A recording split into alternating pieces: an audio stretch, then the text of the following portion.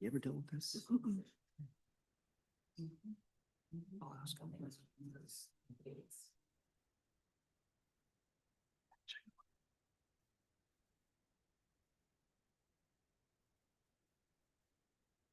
Everyone got quiet right on cue. Way to go, everyone.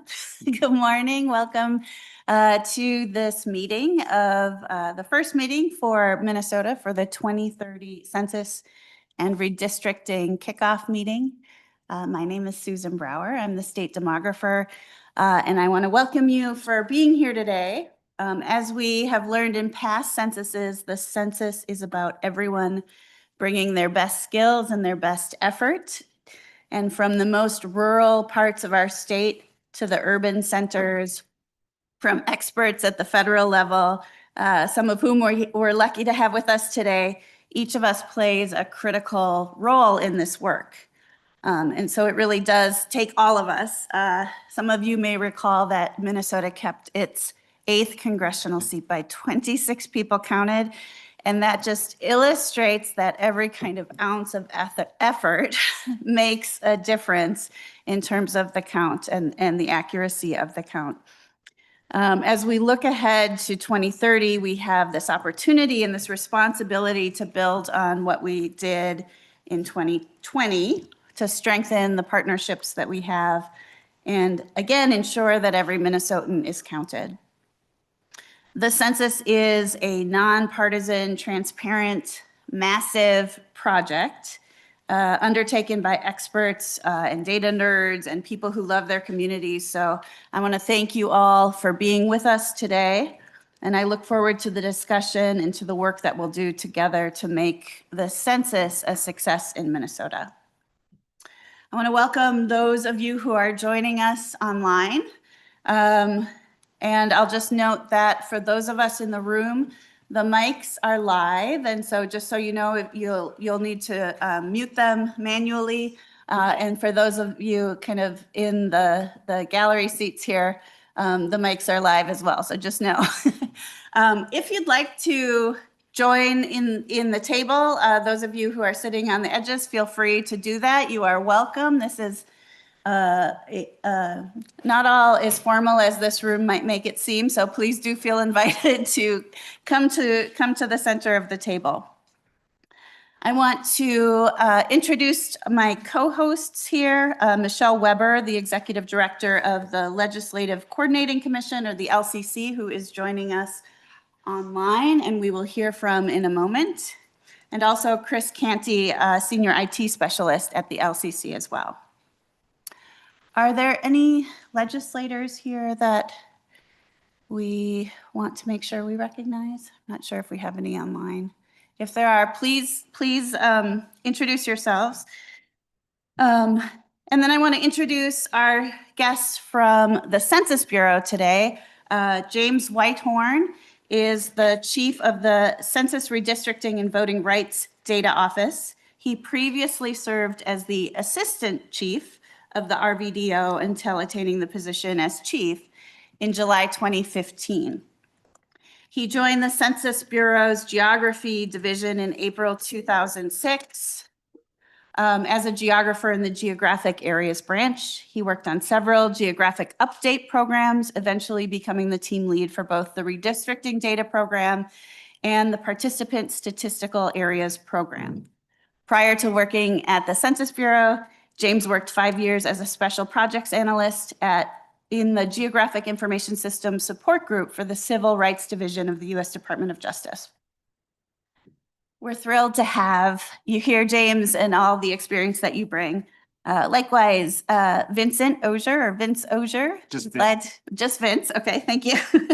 He's Assistant Division Chief for Geographic Standards, Criteria, Research, and Quality in the Census Bureau's Geography Division. He joined the Census Bureau in 1997 in the Geographic Areas Branch of the Geography Division to help support the 2000 census and became branch chief in 2009 in what is now called the Geographic Standards, Criteria, and Quality Branch. Vince is also the U.S. representative to the United Nations Expert Group on the Integrated Statistical and Geographic Geospatial Information. He is a Minnesota native, I will say. He attended the U of M. We like to recognize Minnesota natives now and then.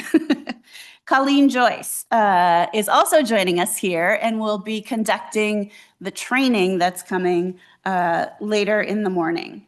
Since 2016, Colleen has served as the Assistant Chief of the Redistricting and Voting Rights Data Office, developing and maintaining schedules, operation plans, and other materials for the redistricting data program. From October 2018 to January 2021, she took a temporary position away from the RVDO to serve as the 2020 Census Advisor to the Commonwealth of the Northern Mariana Islands. In that role, she worked on a team to develop procedures, manuals, trainings, and materials to support the 2020 census of the CNMI and other island territories, and served as an on-site advisor to the CNMI census operations. She worked for the Census Bureau since 1999, and prior to that, she served 2 years as a branch chief at Population and Housing Program branch. 7 years as team lead in the Census Bureau's Geography Division, in charge of geographic boundary collection programs and redistricting geography. I wanted to be clear about all that you all have done because it is such a pleasure to have all the expertise that you bring to us. And I know that, we're just thrilled that you bring all these years of experience to work at the Census Bureau and also kind of for the good of Minnesota's count as well. There's Wi-Fi in this room. There are restrooms to the right. If you go out the door here and then at the top of the stairs, take one more right and you will see them there. I want to go over the agenda here. I'm going to give a brief overview of the census generally, and then we're going to move into some comments from some census leaders and stakeholders that we have in the room here. And then we'll move into the redistricting overview from Minnesota. And Michelle Weber will provide that overview remotely. We'll have about 20 minutes for Q&A, kind of relative to the question or to the material that we present this morning. And then we'll move into presentations by our Census Bureau experts on census redistricting data program with James Whitehorn, geographic partnership programs with Vince Ogier, and finally after 11:30 to 12:30, we'll have the technical training.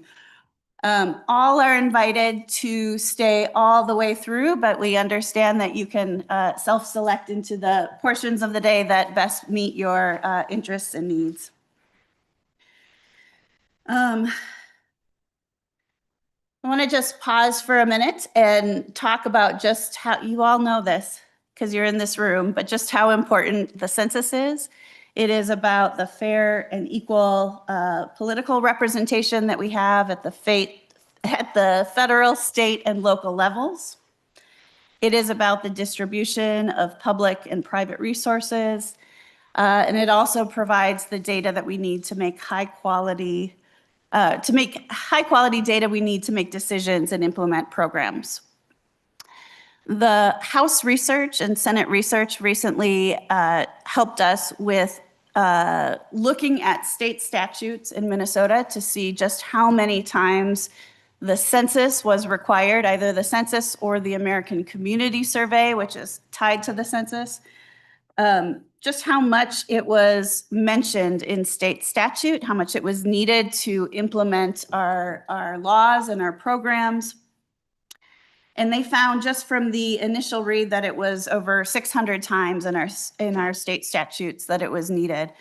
So it's really woven into the fabric of our laws, into our state programs, and it's one of the ways that we are able to distribute public resources in the way that they are intended or meant to be distributed.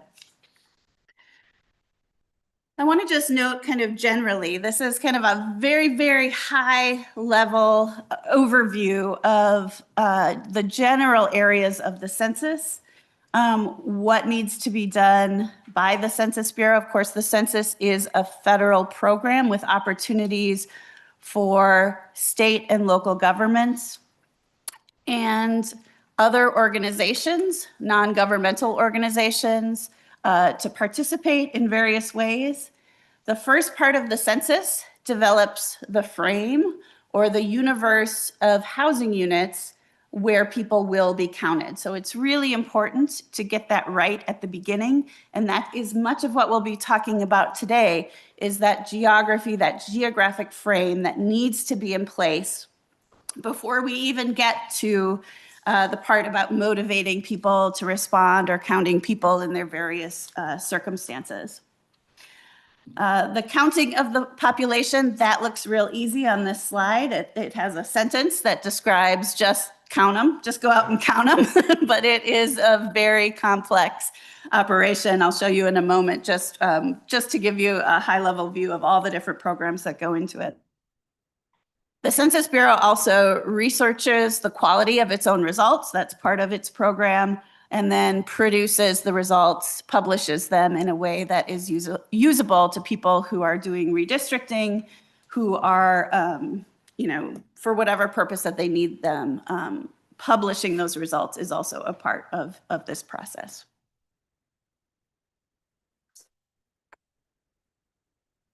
Oh, thank you. Are you split screening me? Oh, beautiful.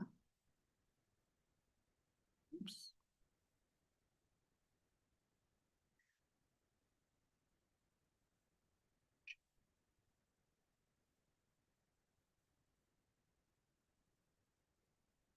Okay, thank you so much. I also just want to make the distinction. I don't want to scare you with this. I don't even really expect you to be able to read it.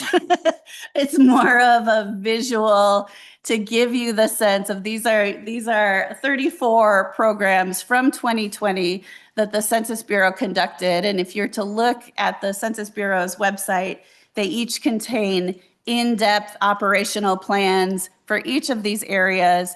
They relate to each other in complex ways.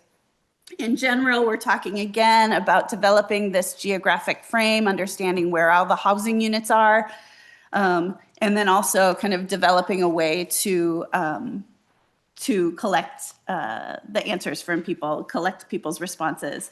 It is a really, the point of this is just to show you it is a really complex operation with many parts that you probably have never thought about before, just how complex counting a whole country is. Some of us in the room have, but many of us maybe haven't thought about all the complexities of counting folks. And I've outlined in the green areas where the state and some local governments in some cases can contribute data or feedback to these programs. The Census Bureau regularly comes to the state and local governments to ask for their help in making sure that the data that are collected are up to date. Locals know their data best, and so they come to locals to ask for that input. They also ask us for, for example, in counting group quarters for people who are living in dormitories or living in other types of, whether it's they're incarcerated, just where are those housing units? That's another way that we partner with the Census Bureau at the state to provide some of the data that they might not have using federal sources. The kind of blue color here is showing you where we participate in terms of engagement, community engagement and outreach and organizing. And I know many of you in the room are very involved, have been involved in 2020 and will be involved again in 2030 in that important part of the work. But I just wanted to make the distinction between some of these geographic programs that we're talking about today is establishing where to count people. And then some of the kind of partnership programs that will come later are focused around kind of encouraging people to respond and helping people understand why it's an important thing to do to fill out your census. But there's opportunity for involvement all across the board. And I thank you all for being here and for your interest in this important work.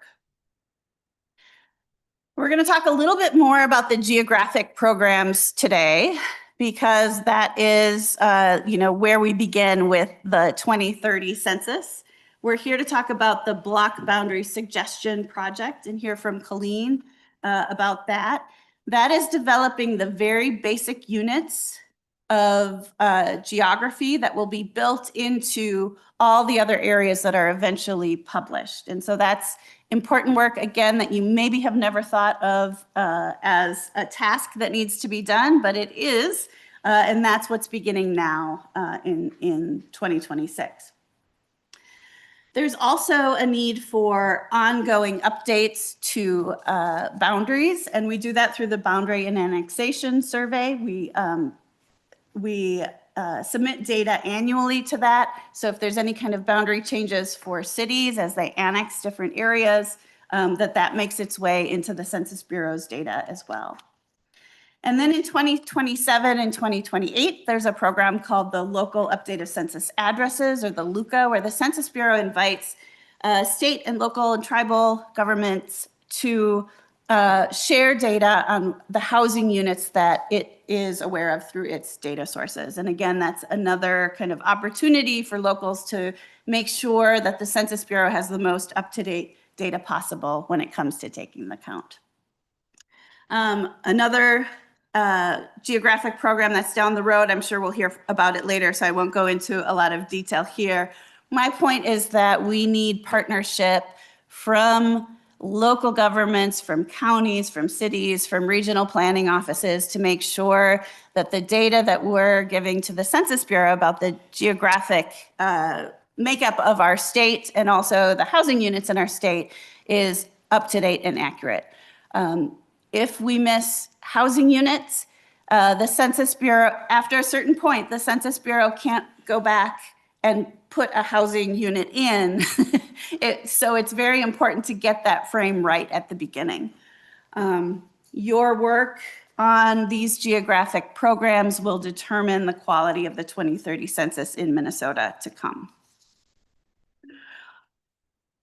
Beginning in 2027, we will work with local partners to help engage and organize and educate community members. And actually, some of that planning work has already begun. There are some people here in this room that we'll hear from in a moment that are already hard at work kind of laying the groundwork for that engagement that will happen.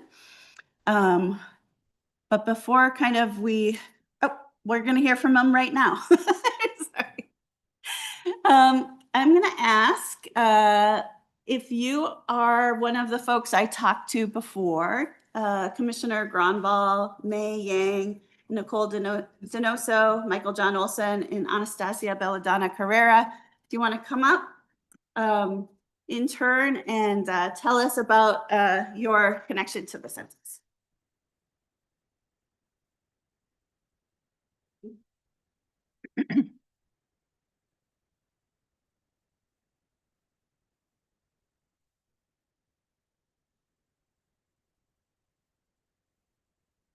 Good morning, everybody. I'm Tamar Grunwald. I'm the commissioner at the Minnesota Department of Administration, and I want to thank Director Susan Brower for her remarks and organizing this kickoff event, and really welcome to all the U.S. Census Bureau folks, as well as the other community folks from all areas of the state, but also outside of our state. So thank you very much for being here in this beautiful building that is our state capitol. My remarks will be brief so you can hear from the other stakeholders that are here today. Each decade, the Department of Administration, which has the office of the State Demographer, partners with the U.S. Census Bureau and stakeholders throughout the entire state. We work to ensure a complete and accurate count of every resident. This census data determines the distribution of more than $34 billion in federal funding to the state each year. And it also informs key decisions in business, research, public policy, and the nonprofit sector. The census also provides the constitutional foundation for fair representation at the federal, state, and local levels. The Constitution compels us to participate in this census. The success of the 2030 census will depend on two primary factors. The first is the accuracy and completeness of the data needed to conduct a complete census. As Ms. Brower pointed out earlier, the last census, we were able to retain that congressional seat by 26 count of folks. Secondly, the effectiveness of the efforts to count the population that have historically been undercounted. These include people living in rural areas, young children, communities of color, immigrants and refugees, people with disabilities, individuals experiencing homelessness and housing instability, LGBTQ+ individuals, and others that are highly mobile or marginalized. Reaching these communities will require a coordinated statewide engagement strategy that brings together local governments, tribal nations, community-based organizations, and other trusted partners. In 2020, the state demographer worked with partners both within and outside state government to ensure the Census Bureau had the data needed for an accurate count in Minnesota. The office collaborated closely with community organizations, higher education institutions, local governments, professional associations, foundations, and nonprofit organizations to engage residents and coordinate outreach efforts statewide. In 2030, the Department of Administration will again co-lead statewide census coordination and engagement in those partnerships across communities and local stakeholders. As the commissioner, I am committed to supporting the work of the State Demography Center by helping to secure the resources needed for success and by raising public awareness about the importance of achieving a full and accurate census count in Minnesota. We need each other. We're all in this together, and we'll be better as we work together. So thank you for your time.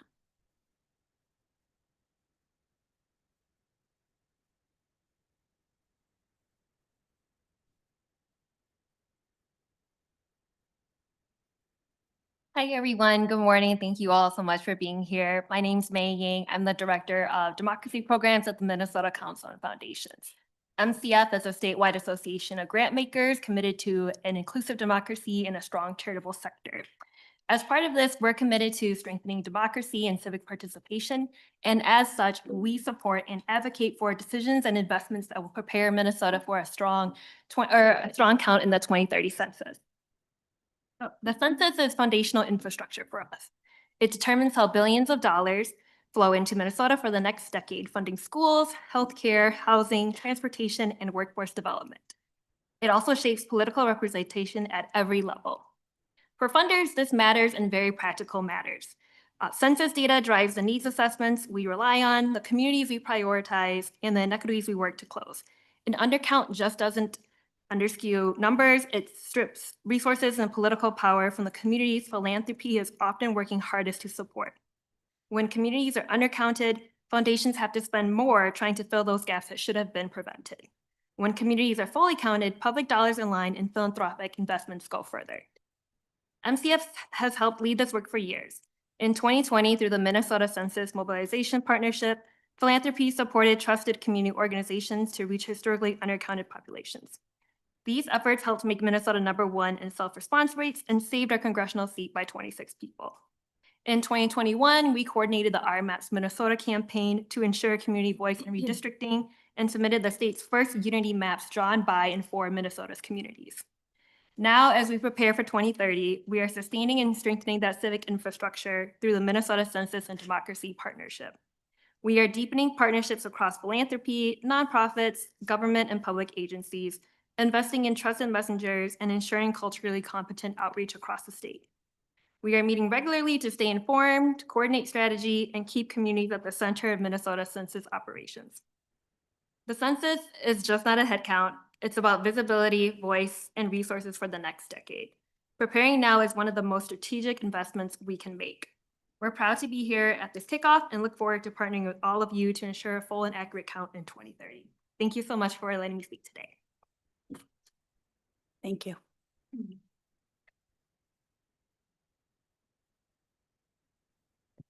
Hello, everyone. My name is Nicole Donoso Sanchez. I use she, her, ella pronouns, and I'm the policy organizer at Voices for Racial Justice. Voices for Racial Justice is a movement organization dedicated to convene and train BIPOC communities to organize successfully to advance racial justice. For us, the census is much more than a data set of a comprehensive information about our population. It is a tool to reclaim our political power, the power that belongs to us simply by being part of this country. Being counted in the census is exercising our right for fair representation and fair redistribution of resources. And it's also about honoring our ancestors, those who were never counted before because systems were not built to include them at all. Today, we are proud to be part of the organizing team for Census 2030. This work builds on the legacy of incredible leaders and BIPOC-led organizations who fought to ensure that historically undercounted communities were seen, heard, and included in 2020 census. Because when we are all counted, we will be better equipped to make decisions to protect and promote the rights of every single Minnesotan in the state. Now, it is our responsibility to learn from those efforts, to continue building on that foundation, and to ensure that a fully accurate census is possible while also protecting our communities and working towards a future where everyone can thrive. Thank you. Good morning, everyone. My name is Anastasia Belladonna Carrera. I'm the Executive Director for Common Cause Minnesota. Thank you so much for joining us here. Thank you to everyone that made this possible. I wanted to start somewhat unusually when I'm sitting at the table. For those of you that have seen me here before, I'm going to start with a call to action before I actually go through my assignment to share with you this morning. And my call to action for everyone here is the following. We are entering an election season like none other. I want everyone in this room to think of ways that they can reach out to their elected official, whether it's city council, county commissioner, state, congressional, park boards, school boards, water parks, whatever it takes. I want you to start having that conversation with them. I want you to ask for them, how would I put this? I'm going to keep it real. I want you to ask them to do more than just agree that a complete count is necessary and important. We need them to be champions of that. And that means putting money where your values are. In this case, funding a responsible, accurate count. Now, who am I? I just introduced myself. That's your call to action. I am, as I said, the Executive Director for Common Cause Minnesota. We do one thing and we hope to do it really well, and that's hold power accountable. And what that looks like for us is doing things like coming down to this space and other spaces of power, as well as partnering shoulder to shoulder with our grassroots frontline folks, and really make sure that it is a people-centered process that we are sitting in, that our elected officials are responsive to the constituency, not to the political party, not to their personal agenda. And that leads me to the census and why that's so important. The census is literally the foundation of how redistricting is shaped. Redistricting isn't just a word. Redistricting speaks to our political power and our political agency. That means that if there's something that's not shaped right in how our voting district maps are shaped, the elected officials that are put in those places are not going to match up with where their constituents literally sit. And that's directly tied to the very foundation of our country's democracy. I mean, aren't they supposed to be the people's lobbyists, the people's advocates? So a quick example of what I mean by that and why that call to action is so important. If we have a historically undercounted population within pretend District 1, and let's say that that pretend District 1 is historically underpopulated by people that look like me, and someone decides to run for office, one of the first things they do, whether it's the party or the candidate, is who's in their district? What are the demographics? If housing is important to me, but no one sees me, what are the chances of that elected official picking that up as a policy priority? Probably not very likely. So they're going to be pushing for, say, funding of nursing homes while I'm trying to figure out where to live. There's a mix match. So that is why the census for us is so important with regards to what our organization does in holding power accountable and responsive representation. So at stake, it's not just a dollar. And I'm sort of singing to the choir to many people that are here, but I'm just saying that sometimes the connection to political power and agency and what we just faced in this city with Operation Metro Surge,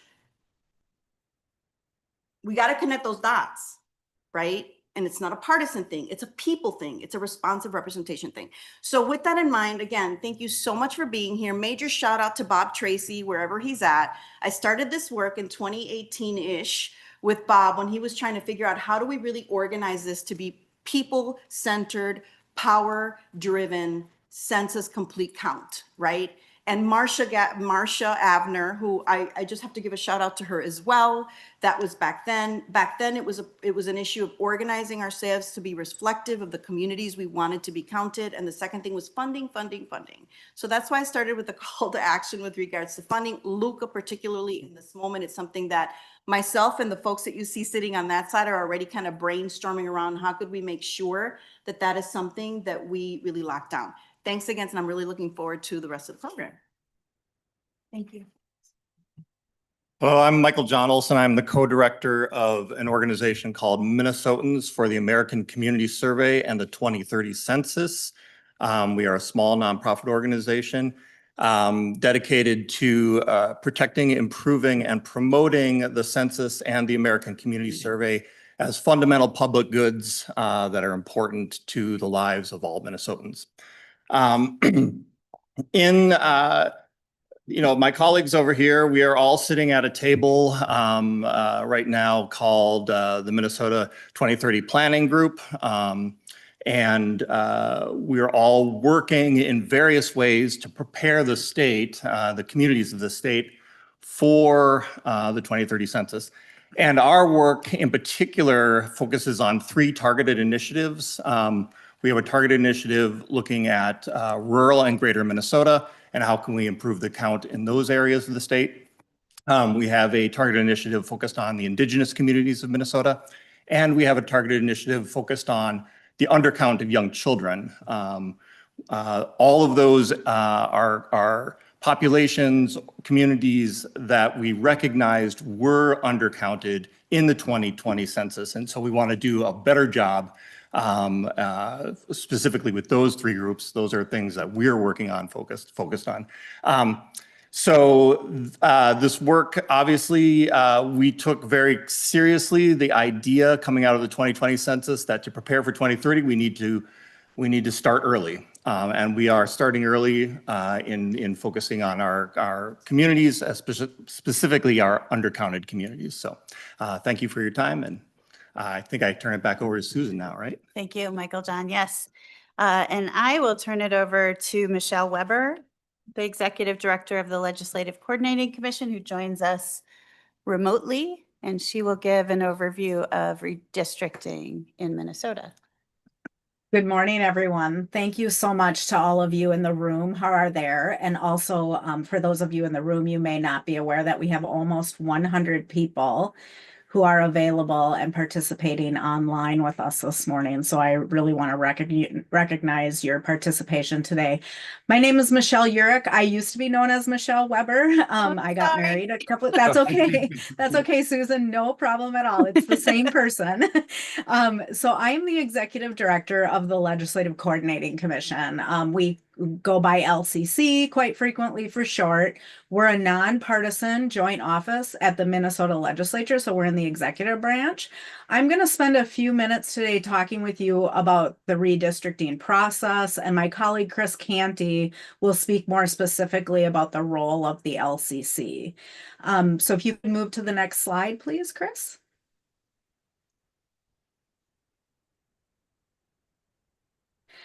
Redistricting in Minnesota, as you all know, takes place every 10 years after the census is completed. The legislature is charged with developing a redistricting plan, and if that plan is passed by the legislature and signed into law by the governor, that establishes the geographic boundary for districts in Minnesota. In the event the legislature does not pass a plan that's signed into law by the governor, the courts are charged with the development of the redistricting plan. In the early 1900s up to 1959, redistricting did not occur following the decennial census, despite an unequal distribution of the population across the districts. 1966 marks the last time a redistricting plan was passed by the legislature and was signed into law by the governor. Over the last several redistricting cycles, the 1970s through today, the courts have established the geographic boundaries for redistricting in Minnesota. There's a ton of interesting history on this, and I'm going to put in a little plug for our website, which has some really valuable resources from our colleagues, our nonpartisan colleagues in the House Research Department, as well as Senate Council Research and Fiscal Analysis, that provides a lot of information about the history of redistricting in Minnesota and about various court cases, et cetera, that led to decisions that were made. Currently, there are 134 House districts and 67 Senate districts, even though there have been attempts in the past to have an uneven number of House districts. The 2030 census will result in redistricting that will occur in advance of elections that take place in 2032. Next slide, Chris. For today's meeting, we're not going to be speaking in detail on these topics, but thought it was important to mention and recognize what's occurring nationally related to redistricting. In 2019, the Supreme Court ruled that federal courts cannot review allegations of gerrymandering in redistricting, in states redistricting. There have also been states that have pursued mid-decade redistricting, and these have received a lot of press coverage due to the redistricting resulting in more favorable districts for particular political parties. The map that's included on this slide shows you cases where redistricting has occurred or is under consideration. And the National Conference on State Legislatures has a great resource that provides information on the states who have implemented new maps mid-cycle and those who are considering authorizing new maps, as well as those who may have changes depending on the outcome of current court cases in their state. Next slide, please. As I mentioned, my colleague Chris Canty is going to speak in more detail about the timeline for redistricting. So I'm just going to provide a few highlights about what redistricting in Minnesota will look like under current law. The Senate and House will each create redistricting committees who will establish redistricting principles. These committees typically consider plans, and if approved by the committee, they advance those plans to the full legislative body for consideration. If both the House and Senate pass redistricting legislation, that legislation will then be sent to the governor, and the governor will determine whether to sign that into law or veto the legislation. In the event a redistricting plan is not passed into law, the courts have the responsibility for developing the geographic boundaries for Minnesota.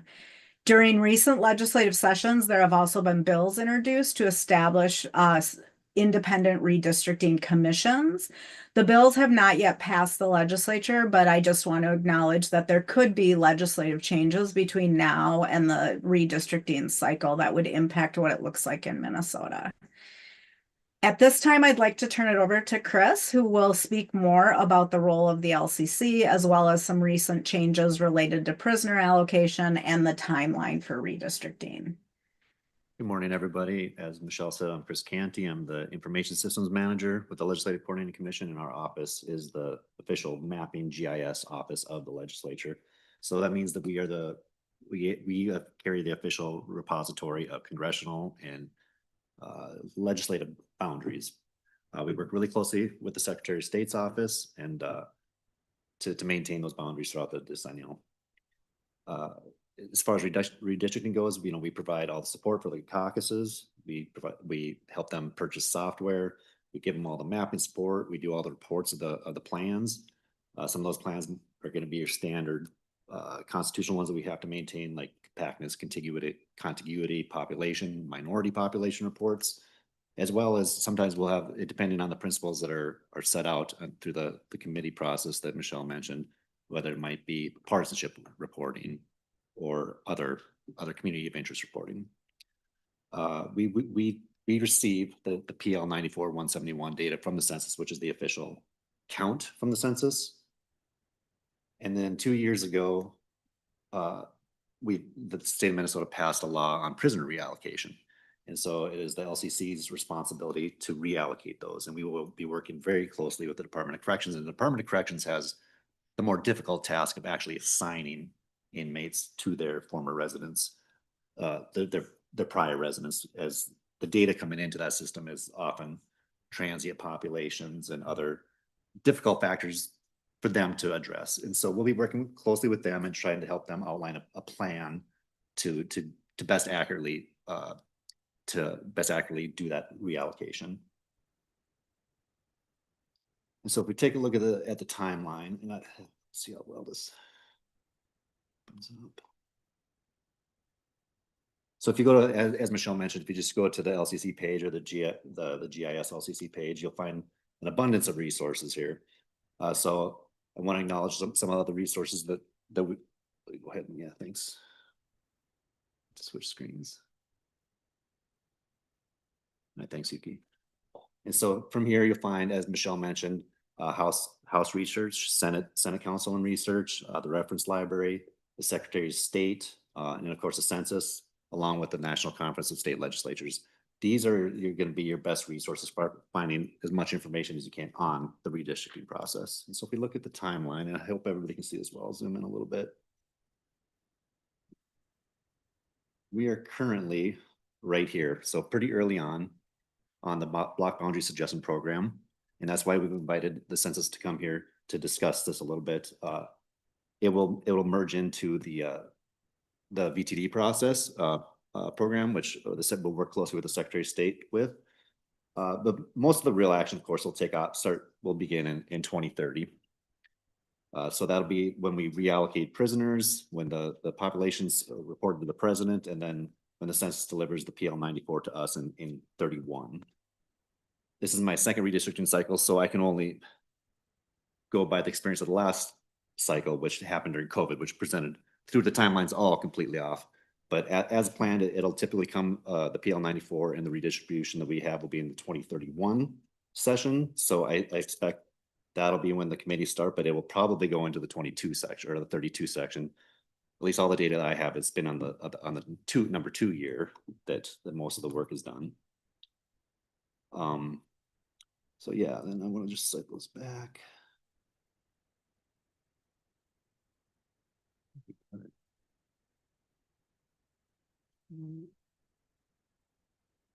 So thank you. And so the goal of the LCC, of course, we're a nonpartisan office, and I think I speak for larger parts of the legislature when it comes to our role in redistricting, is that our goal here is to form partnerships with cities, counties, Met Council, tribal government, the Secretary of State, Department of Corrections, the courts, and of course the Census Bureau.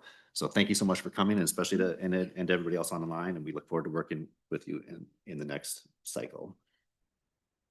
And with that, I'll go back to Susan. Thank you, Chris.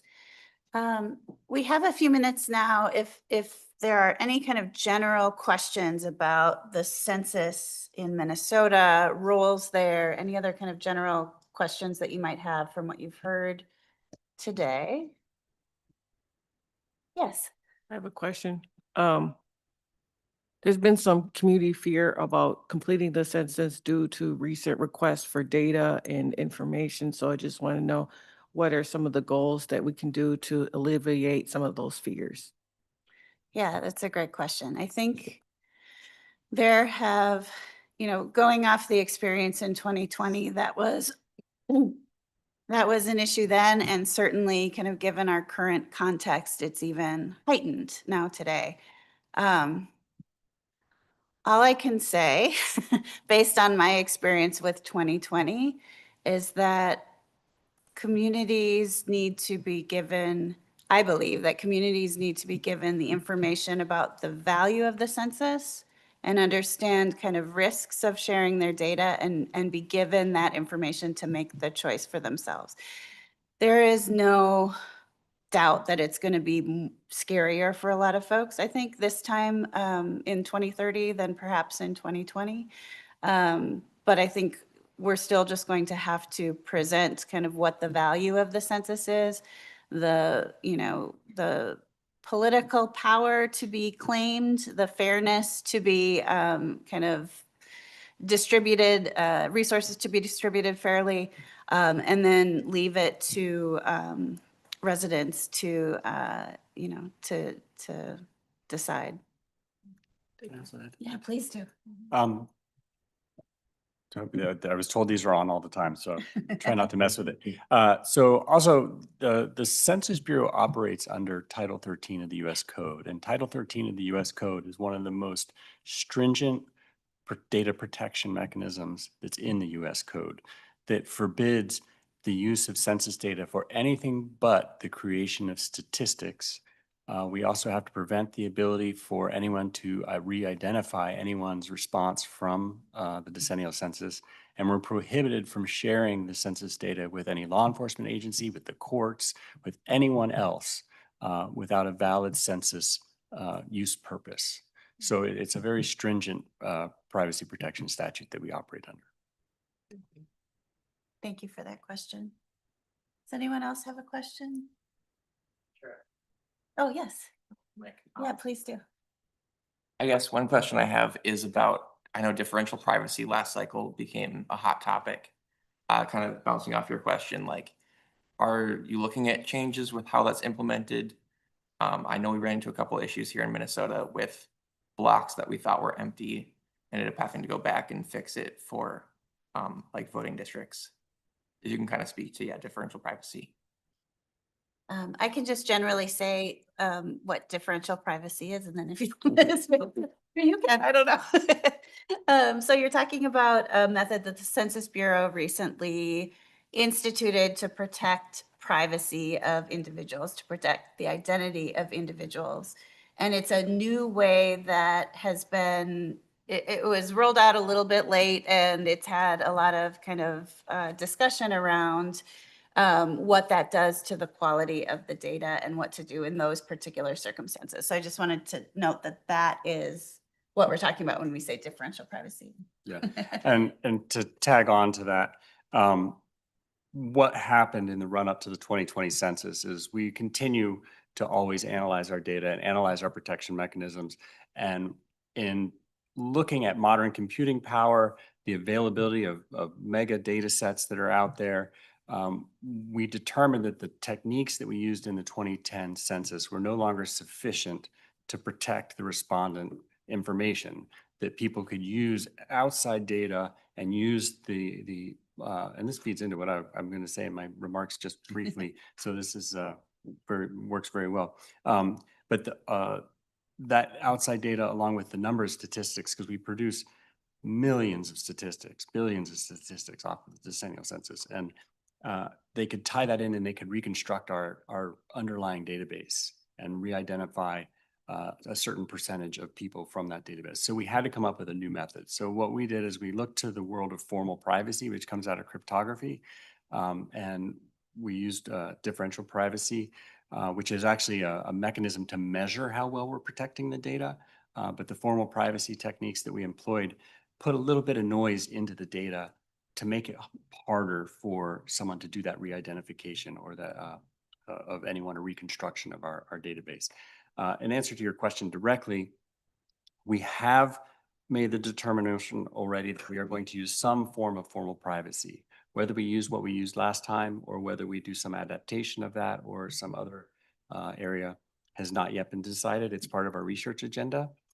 We do actually have on the disclosure avoidance web pages at the Census Bureau. They're pretty hard to find. So if you want to find me, you can get in touch with me after this and I can help you dig it out of the website. But we have a research agenda of what we're looking for. Some of the things that people found were improbable results, which is where like you might have a household with 18 people and they're all children and no adults, things like that. And that was an artifact of some of the compromises we had to make to get this formal privacy in place. So we're looking to mitigate a lot of that. We're also looking to see if we can bring the invariance, which is where you don't add noise, down for certain characteristics, down to smaller geography than what we did before. So we're really pushing in a lot of different ways to try to rectify some of the difficulties that people have with working with the data the first time around. And also in the near future, we should also have some more information about how well that system worked. We've been doing some additional internal research and studies, and we're working now to get the communication materials together around that. So in probably the next 3-4 months, we should start having more information that may make you feel better about differential privacy. So.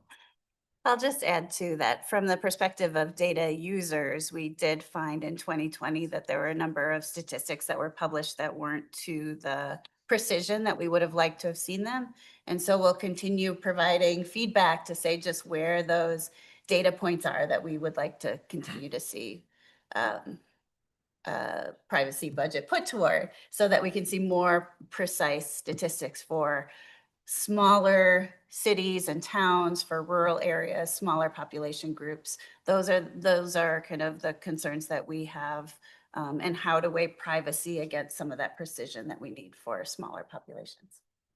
James, I have a question, and maybe somebody else has worked on BBSP, and I don't want to step on what you guys might also talk on, is as we're going through the BBSP process, would you think, is there a procedure for small number blocks? Like, do we want to try to avoid blocks that could potentially contain, fewer than 10 people or something, to remove any risk on sort of privacy there? Or is there a sort of standard as far as these blocks are constructed, as far as like counts per block, or like imagine a block with 2 people or something? Yeah. So, I mean, statistics is not my background. My background is geography. So I don't want to go too deep into this in case I take a step off the right path. But in general, from my understanding of having lived through this for the last about 10 years now,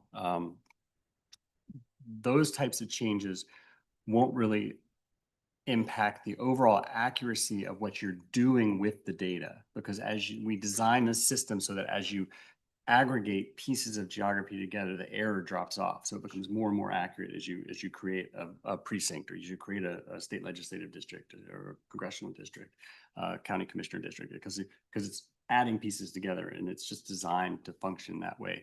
I think for purposes of the block boundary suggestion project, the better focus is to focus on making sure you have the individual Legos that you need to be able to create districts. I saw some of your remarks about contiguity and compactness and communities of interest.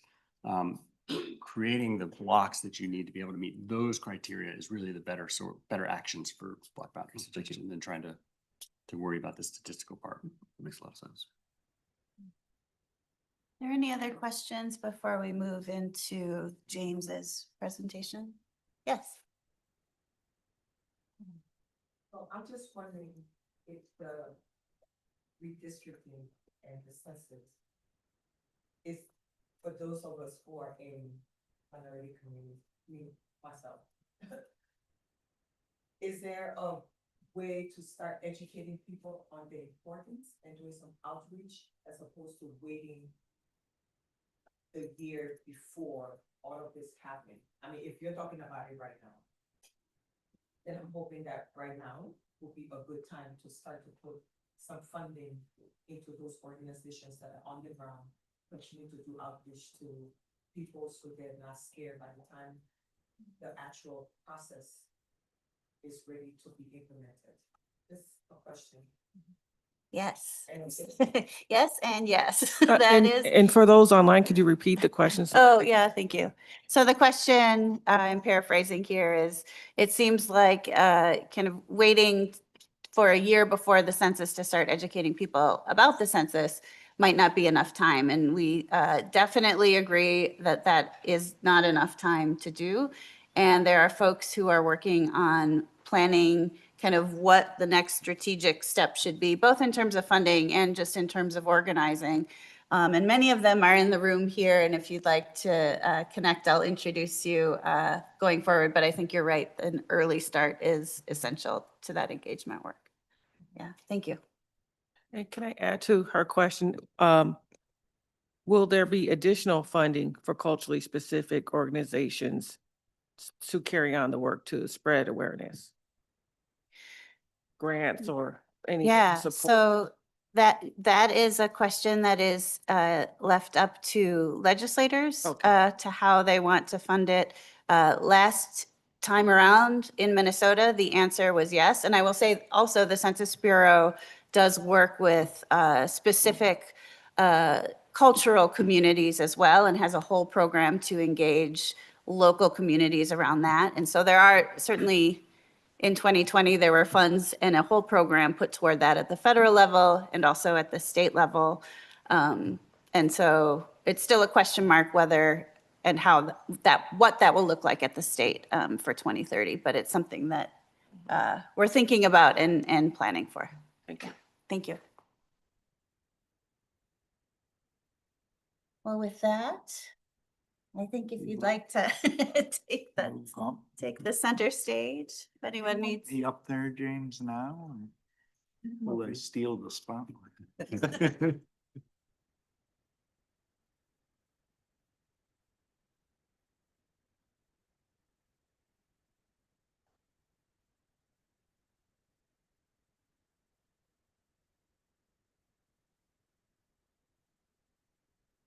He forgot his name.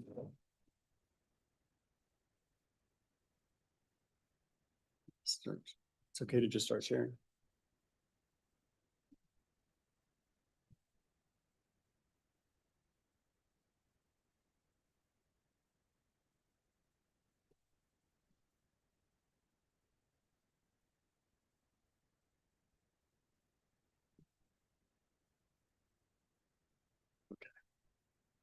All right, so thank you. I do want to start off by just saying that it is very heartening for myself, and I think I can speak for my colleagues, to hear people who are so excited and already engaged in the decennial census. I mean, we've dedicated our careers to this, as you heard in our introductions and our bios.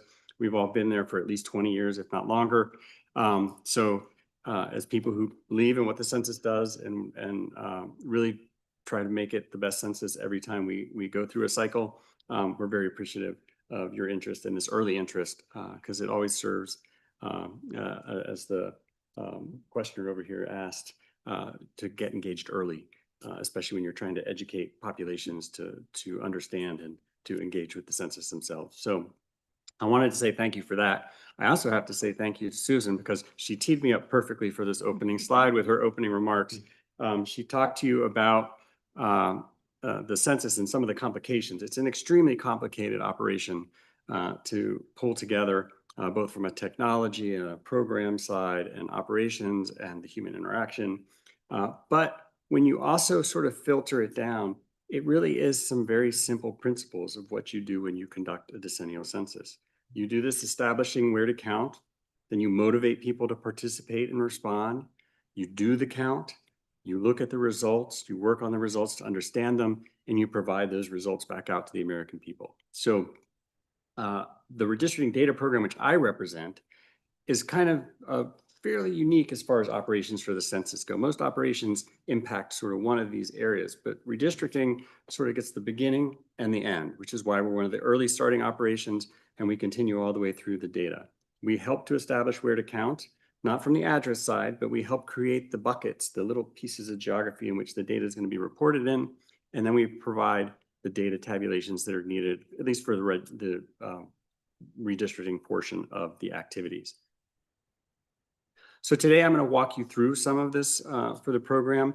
I'll touch on a few things. I've also included just a little bit about our voting rights data.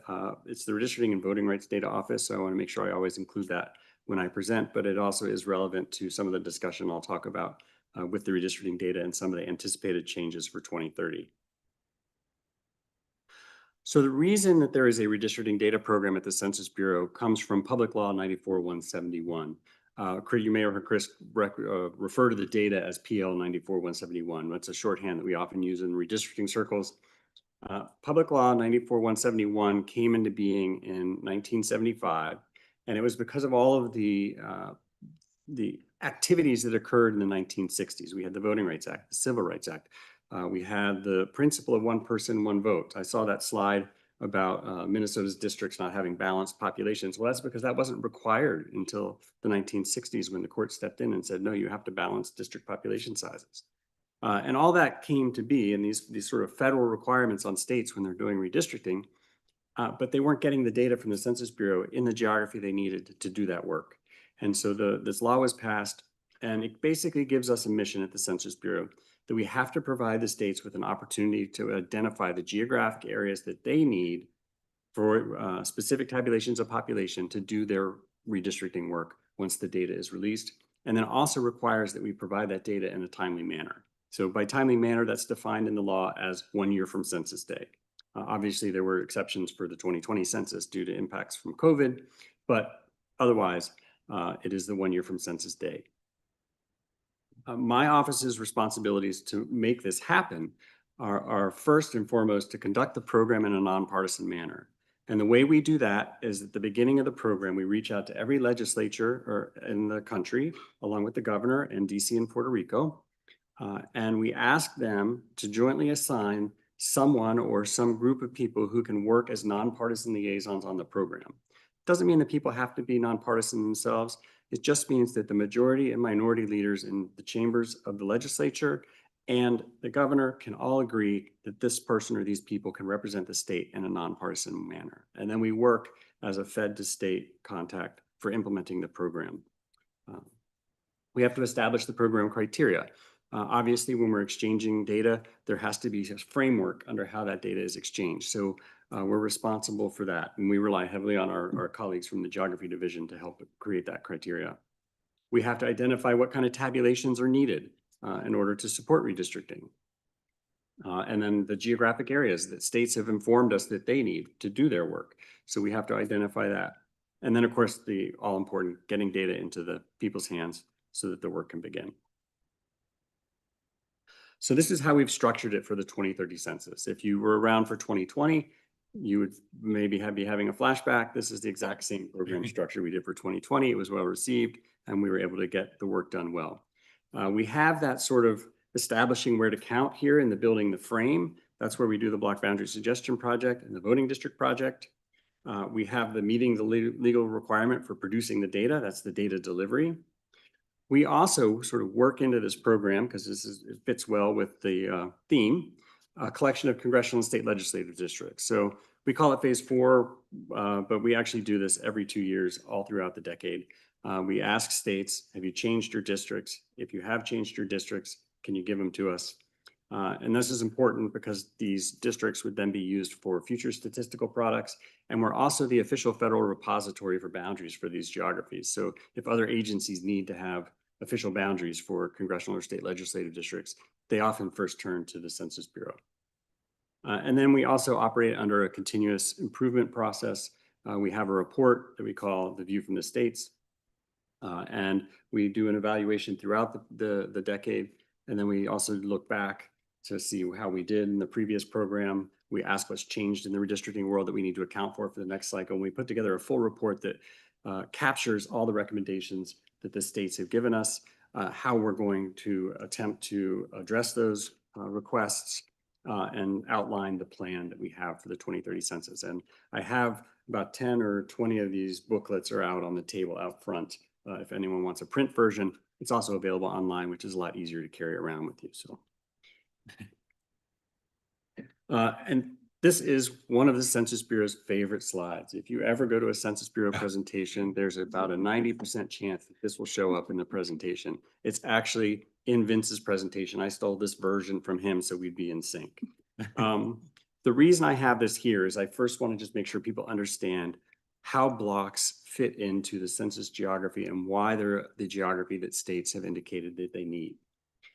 These connections and the lines through this hierarchy are all the representing all of the sort of relationships that different levels of geography have. So you can see the state legislative districts, there's a line going into states. That means state legislative districts nest within state. And if you look at the very bottom, the one piece that has a relationship to everything, whether it's through the hierarchy in the direct pipeline or through some of these offshoots, is the census blocks. Those are the individual, as my one colleague likes to say, Legos that you use to put together every other piece of geography in the census universe. So that's why blocks are important. So as states have repeatedly, since the first program in the 1980s, they have indicated that blocks are so important to them that we conduct this block boundary suggestion project. It's exactly what it sounds like. It's where the state can come in They can identify features that the Census Bureau would not typically hold as a block boundary and say, yes, this is something we need. Or they can go in and say, oh, that block boundary that you think you're going to hold, that's going to create a problem for me. And they can ask us not to hold that. They do this by just providing attributes to the linear edges being things, you know, like your streams, your roads, power lines, pipelines, railroads, those types of things. They just put a little marker on there and say, I want this, I don't want that. And then what we've done, starting with the 2020 census, and we're continuing the census, Colleen will go into more detail, we create what we call a prototype block file. We create the blocks on today's geography so people could see what they would look like if they don't make those suggestions, to make it easier for them to make decisions about where changes are needed. We've expanded the program over time to allow legal boundary updates. This is the boundary and annexation survey that Susan mentioned. We still channel these to the legal, to our BAS program, Boundary and Annexation Survey program, and they go through the process of being verified with the highest elected official for the jurisdiction that's being changed. But redistricting folks are in here looking at individual lines in the file, so they tend to see where there's something that's just a little off. So we allow them to send those in that way. You can add new roads. Maybe you find a neighborhood that we haven't captured yet. We allow that. And we also allow something, we've started allowing what we call an area feature. This is something that doesn't really have a legal construct. It's not a true administrative boundary like a judicial district or something, but it represents a specific area. And this has become more important for people, especially with jail areas for states that reallocate prisoners, to be able to isolate those jail areas. So we've added that to the program. And this is just a basic example, very simplified, of how it works. You see there's a very large block sort of on the western edge of this image to the left-hand side there. Has a lot of housing. That's a lot of multi-unit housing there. It also has some very large buildings. This block, perhaps, I don't know for sure, but it could have such a large population that maybe it's too large for a precinct. If you have a cap on population size for precincts, it might be too large. Or you could have distinct communities of interest at each end of this block that you don't want to have to lump together when you're doing your redistricting plan. So what the program allows the user to do, they can go into this middle here and they can digitize in or draw in an access road next to this performing arts center. They can find a wooded pathway walk and have that added in and put a must hold, make me a block boundary designation on that. So then when we do create the blocks, those two pieces will become individual blocks and separate those possible communities of interest or create blocks that have a smaller population to make them easier to work with as you're trying to create your plan. You can also run into situations where just the natural feature network of roads and other features creates blocks that are just bizarrely shaped or don't make a lot of sense. So it's a little hard to tell here, but this is a sort of like a pincer block that we're trying to rectify that comes above Riverwood Drive in the north side and then down below White Owl Way on the south side. And then it goes off to the east for a great distance. So these might not be areas that you want to keep together. So using the combination of the must holds, which are the blue, and the do not holds, which are the red, you can sort of slice and dice this to create more modular pieces that then would allow you to keep the neighborhood together and not have the people who live on one side of the street have to be in this enormous block that goes off to the east. And oftentimes, this is an example of a place boundary update. The place boundary may be drawn in the correct shape, but it may be positionally inaccurate. And so we do allow the suggestion. And like I said, we run that through our boundary and annexation survey. So that's the simplified version of how the block boundary suggestion project works. It's really just going through county by county, looking for those situations. And Colleen will go into great detail about that as she goes through the training later. But finding those changes that are needed and providing them back to us. Now, more people think about the redistricting data program. They think about the voting district project because this is where the precincts, the election geography starts.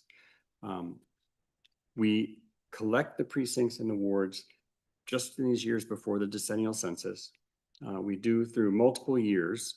We start in January of 2028 and we go through May of 2028. Then we provide a chance for the states to verify that we have them correct.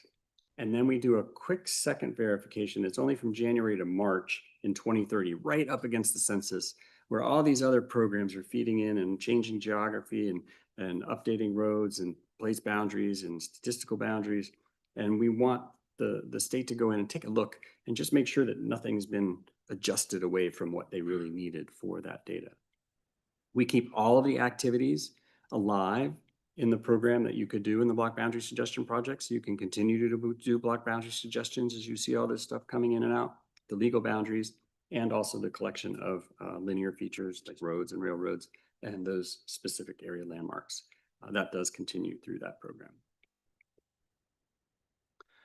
And here's where I'm going to go a little off of the sort of 2020 model and walk you all through a potential change that's coming for the 2030 census to the redistricting data. We are charged with making that delivery and of the data. And for the 2020 census, the table that you see on the screen or on the slide, this is the series of tables that we provided as the data tables. And this is very traditional. We've been providing some version of these tables since the 1997 statistical policy standards were set by the federal government on how to collect and provide data on race and ethnicity. So we would do a race table with the population. These are all go down to the block level. We would do a ethnicity, which is Hispanic or Latino or not Hispanic or Latino by race table, iterated down to the block level. Then we would do the same two tables for the voting age population. We do a table on housing, it has a housing unit count per block with the vacant occupied status. And then for the 2020 census, for the first time, we moved the group quarters population by a group quarters type table into the redistricting data set so that states had that available at the time they received their redistricting data in case they had to do reallocation work. Because as was mentioned earlier, Minnesota now has an obligation to reallocate prisoners. There are other states that reallocate military, some reallocate students. So there's several different states that modify the redistricting data once it's received before they use it. And if you're not familiar with these files, the way it's presented is there are 6 possible, or in 2020, there were 6 possible ways someone could answer the question on race. And we would provide every single iteration that was possible that someone answered that. So if someone just said they were a single race, we reported that single race. If they said they were all 6 races, we reported them in a category of all 6 races that they had selected. So we iterated all the way through. We did that for the race table and the race for the population 18 and over. We did the same for the Hispanic or Latino, not Hispanic or Latino table, and a voting age version of that.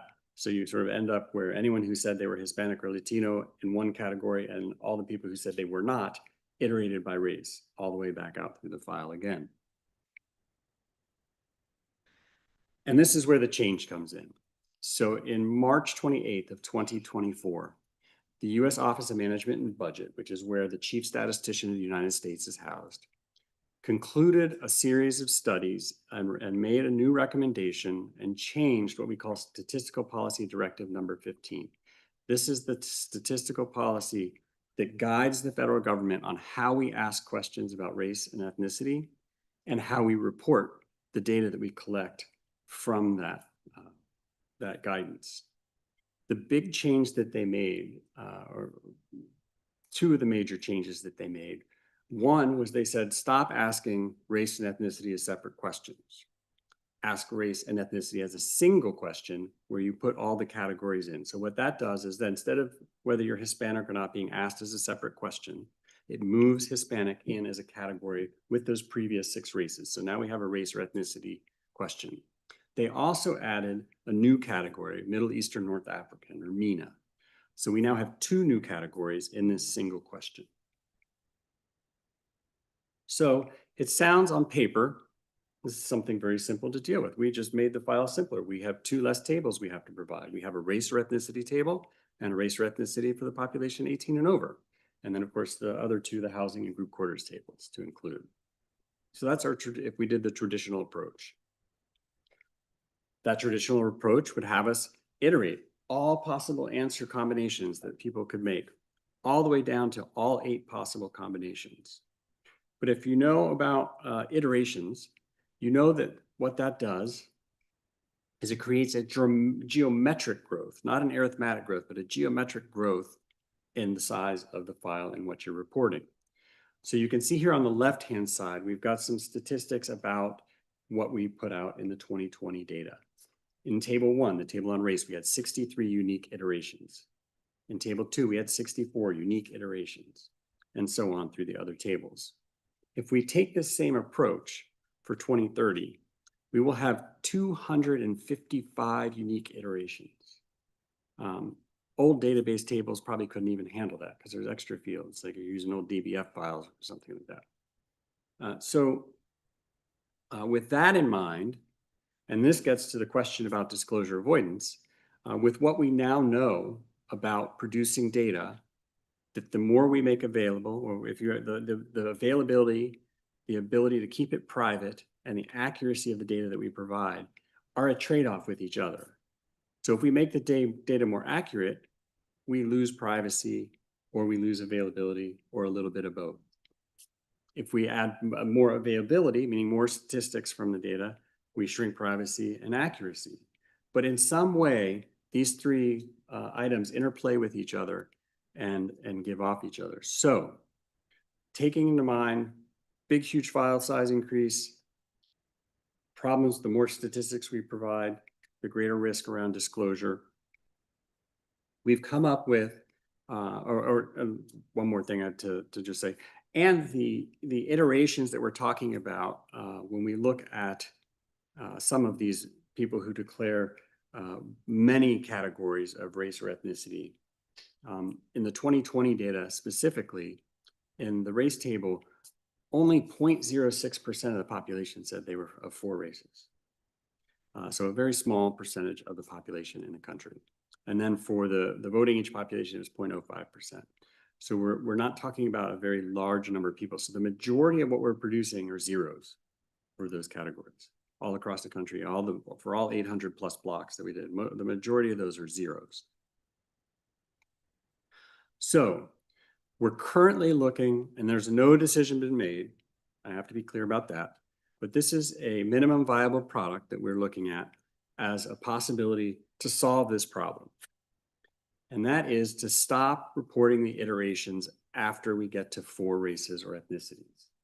So the plurality of the US population is in those 3 or more, or 3 or less categories. So you would have them iterated fully out so you could really understand the communities that you're working with and the communities you're dealing with. And we would stop and just report the rolled up sum of number of people who selected 4 races or ethnicities in the file. We would do this for the race or ethnicity table and the race or ethnicity for the voting age population. But there's an important consideration and a big sort of but here. And it goes back to why we used to produce all those iterations. When you're working in a voting rights case, the question the judge usually asks is, what is the largest population for the affected racial group or ethnic group for the area that's under consideration? And so to get that, we have to get something that's called the alone or in combination population, which in the old iterated file, you would go in and you would say, if I was looking for a specific group, I would find every line that had that group within it, and I would sum those up to get this alone or in combination. It's the biggest possible number for that group.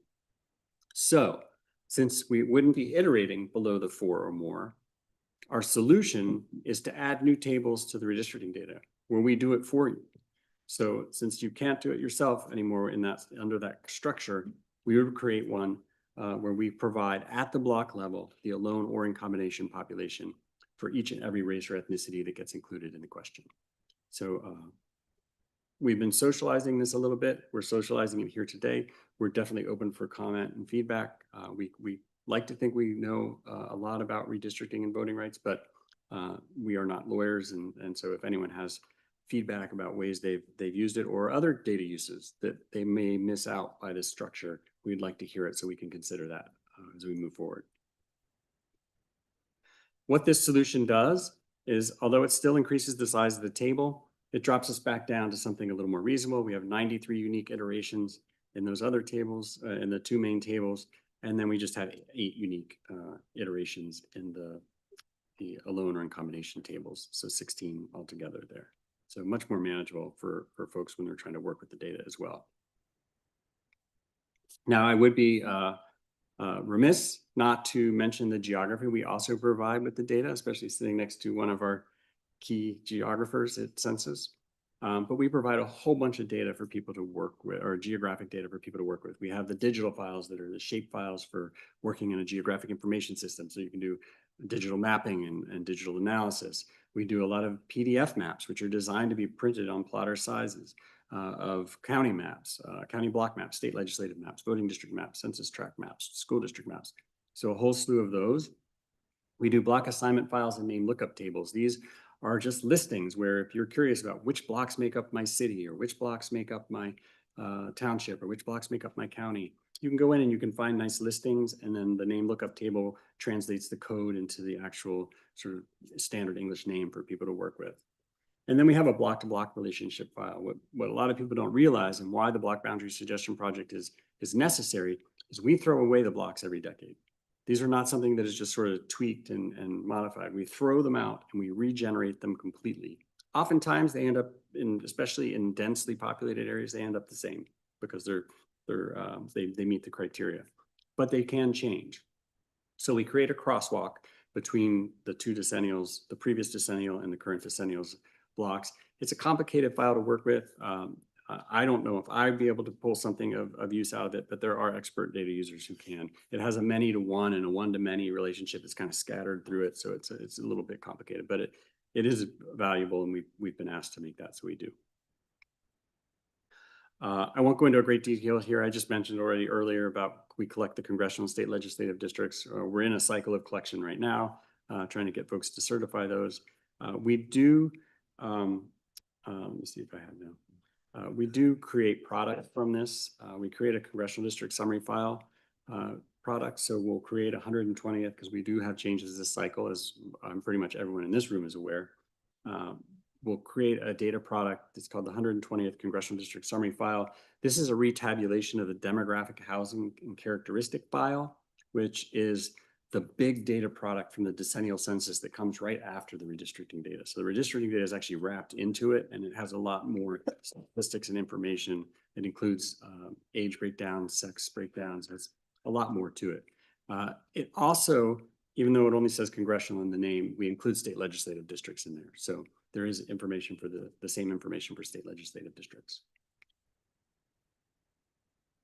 And also our American Community Survey team has gotten in the habit, it's not an official product, it's a special tabulation, of doing a special tabulation right after the elections, and usually in January putting it out. So we have new ACS data for those boundaries as well. I did already mention the report. If you're really interested in the nitty gritty of what the states told us they needed this decade, there's some out front, and it's also on the website. There's a slide later, and we'll provide the PDFs of these slides so they can be distributed with links to show you how to get to these. But this is the redistricting data program. This is how it stacks up for the decade. We announce it in the year ending in 4. We get the liaisons in the year ending in 5. We start the BBSP work in 6 and 7, VTDs in 8, 9, and the 0 year, and then collect congressional and state legislative all throughout, and collect feedback all throughout as well. I was asked as I was putting this together to also make a mention of around the reallocation of prisoners, that there might be people who are interested in this topic. The Census Bureau regards the act of reallocating prisoners or other populations, because as I mentioned, military students in other states are reallocated as well. We do look at it as a state obligation because it comes from state statutes and policies or regulations. It doesn't come from federal statutes or policies. But we try to be responsive to the needs of the states based on the spirit of the redistricting law. And so we've done a couple things to make that work easier, we hope. One is we added that group quarters table. We think that was a big deal that had been asked for a while. For the 2010 census, we provided an advanced group quarters file, but we were delivering the redistricting data in February and March, and we couldn't get that advanced group quarters file until April. So, you know, if you worked in redistricting before, you know that the second the data arrives, usually the clock starts ticking. Oftentimes it's a legal clock about how much time you have to get the work done.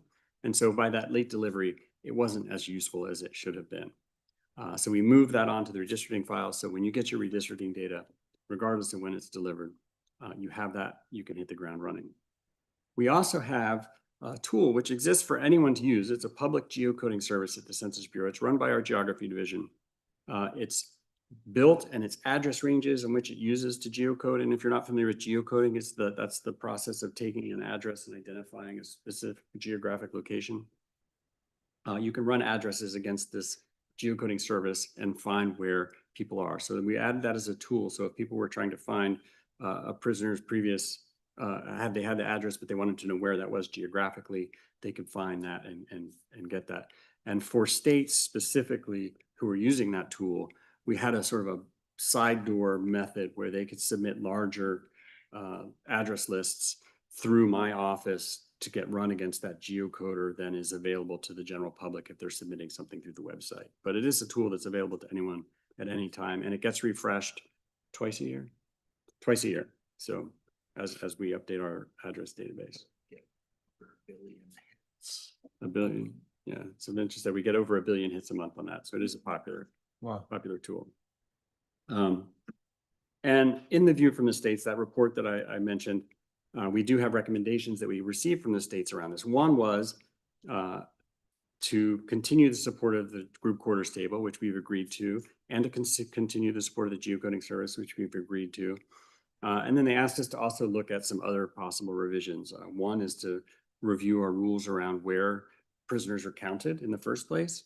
That is something that the Census Bureau reviews every decade. We have to make sure that where we count people aligns with our concept of usual residence. But it is something that is underway now at the Census Bureau is doing that for all the different living situations in which people might find themselves, including prisoners. So that was something that was also requested. And then I heard several people mention, and different people earlier, mention the National Conference of State Legislatures.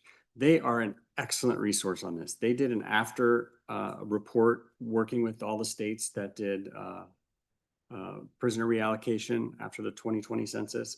It started in 2010 with just 2 states. I think we were up to about 13 or so that did it for the 2020 census. And this is something I pulled from the report that they have online. They have this broken out by state, so how each state handled these different situations.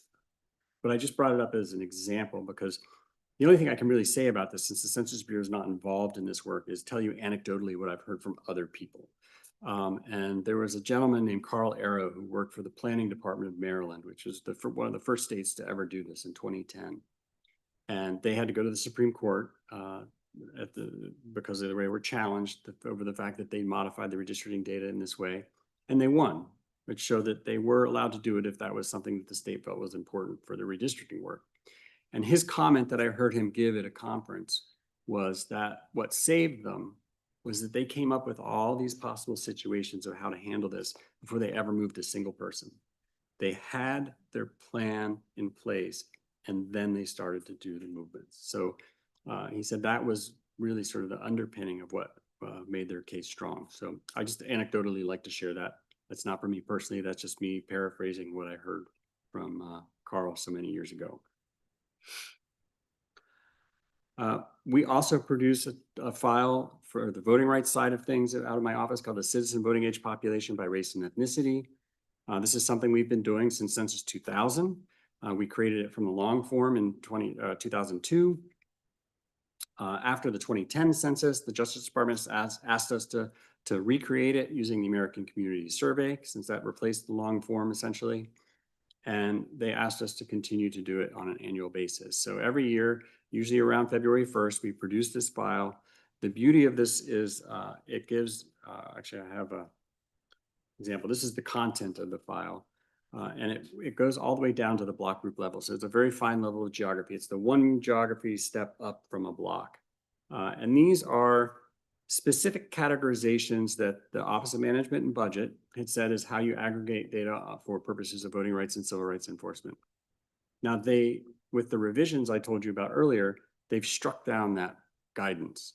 So we will have to redesign this file. So that is something that we'll be publicizing as the ACS moves on to this new standard. we'll then have to revise this file to find something that still works for the purposes of voting rights and civil rights enforcement. And then lastly, the other big voting rights tabulation that my office is responsible for is the Section 203 language determinations, which comes from the Voting Rights Act. There's a series of criteria that are evaluated that essentially tells counties and townships, depending on which type of functioning government you have in your state, languages that have to be supported for purposes of elections other than English. We do it through a complex calculation that takes into account citizenship, voting age, ability to speak English, literacy rate, and it's only for specific languages that are identified in the law, which is the Alaska Native languages, American Indian languages, Asian languages, and Spanish heritage languages. We only do this every 5 years, but this year is one of those 5 years. So this should be coming out this December. It'll come out after the election, but we will have a new set of counties and townships for the nation about who needs to be supported. There's only 2 counties currently in Minnesota that have this requirement. The only one that I remember by name is, I think it was Ramsey, has a requirement to support Hmong as one of the languages for elections.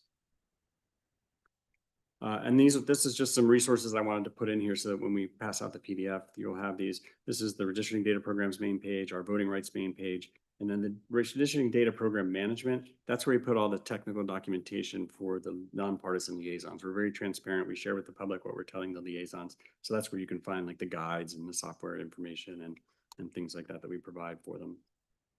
And then I also threw in some 2030 census resources. If you're interested in the first blush of the census operational plan, it goes through revisions as we develop the plan. The first one was published a while ago, and so there's a link to that.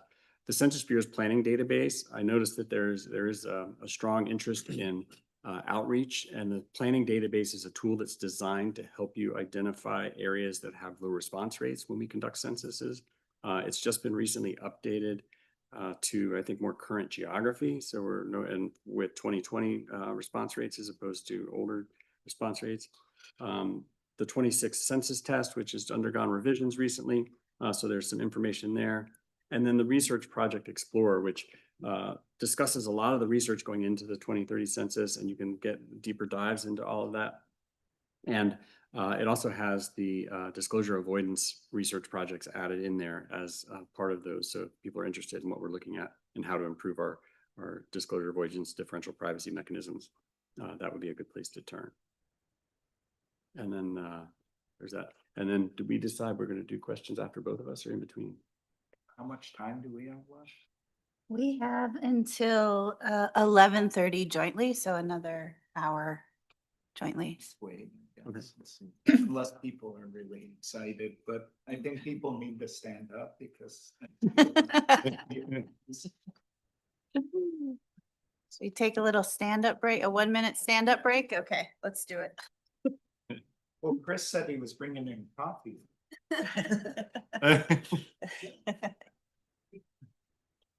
Nice one. So you plug in. Yes, we do.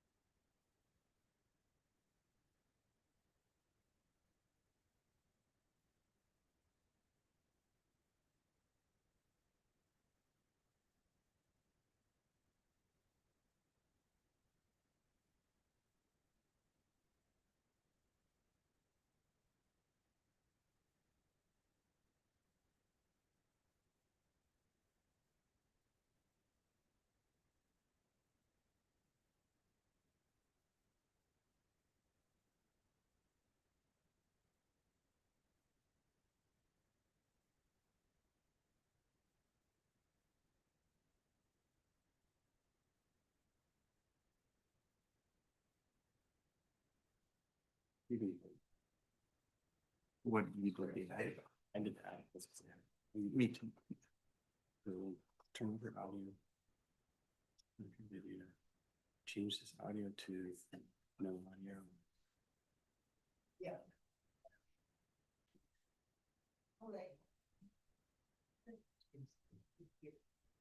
And then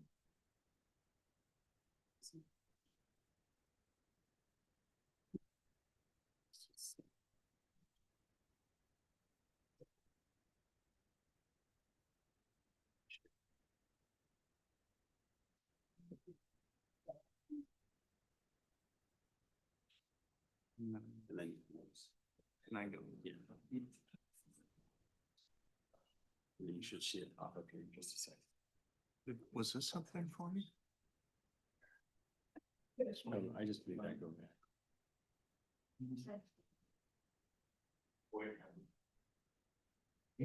Yeah, it looks fine.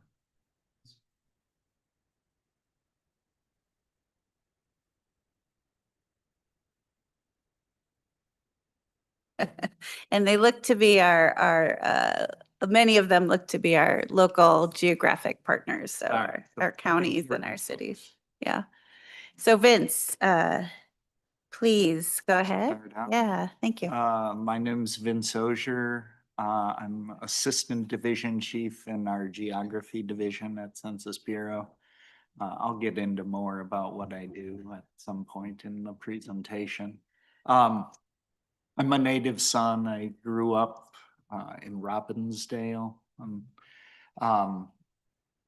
and went to University of Minnesota. Started out as an archaeologist, Indiana Jones, and then decided I actually wanted a job, so I got into geography.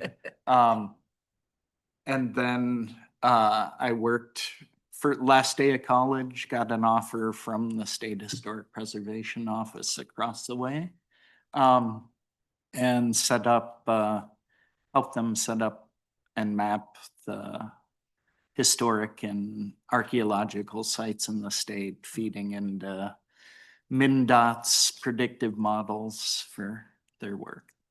Then got a job at the Census Bureau, and here I am. So just start out with that. You have to be nice because I'm from Minnesota. James, you don't have to be nice to me.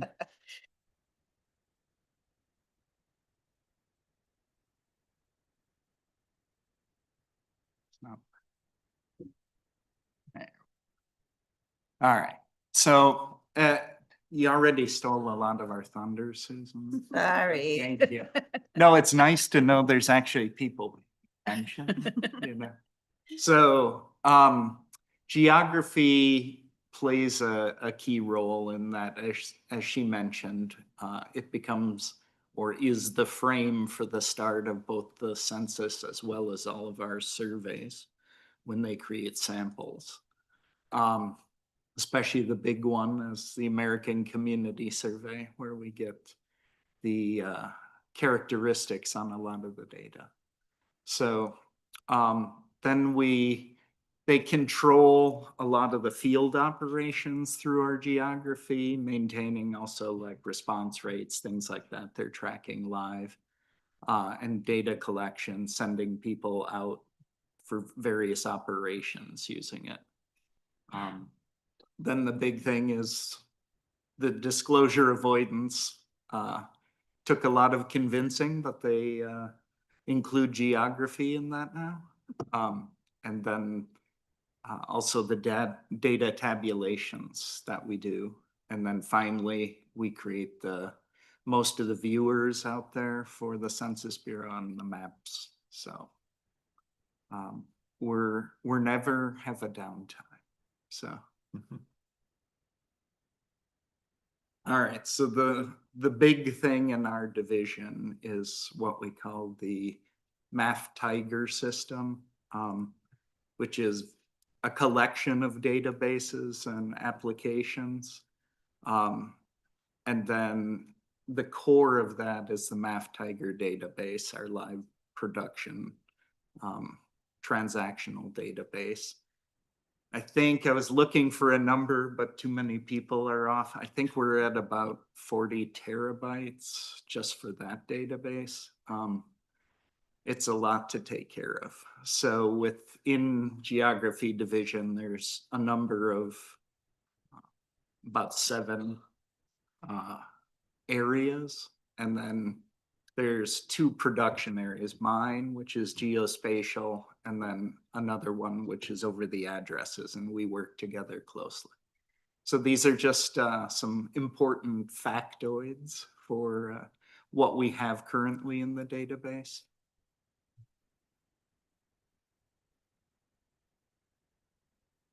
All right. So the bread and butter, the diagram James stole. Actually, I cajoled him and told him he needed to update his slide. But here it is important. One thing that came to mind as James was presenting, that's a common confusion for data users out there, is that census blocks are not the first thing that's created and everything else gets built. It's the other way around. We collect all the geography that's higher level, and then the blocks are formed using those. So that's why it's so important to be part of these geographic partnership programs, because that's really your input into our systems. And it's also critical, as Susan and others said, the locals really know their data much more than any of us, even at the state or federal level. So it's important that the partners are there to reflect that local knowledge. As we're here, we know the kickoff for the 2030 census cycle is the redistricting data program, and specifically BBSP. So we list that first, but we also have some annual programs, which I'll get into. You've heard mentioned BASS, but also our school district review program, typo. But this has survived so far. It's funded by the US Department of Education, and this is how Title I funding is allocated out to the states. There's a lot of money tied to this. So it's good that the states, and we work with state levels to update the school districts annually, as well as the BASS. Those are our 2 main annual programs. The next one, which James worked on for what, 2010? Mm-hmm.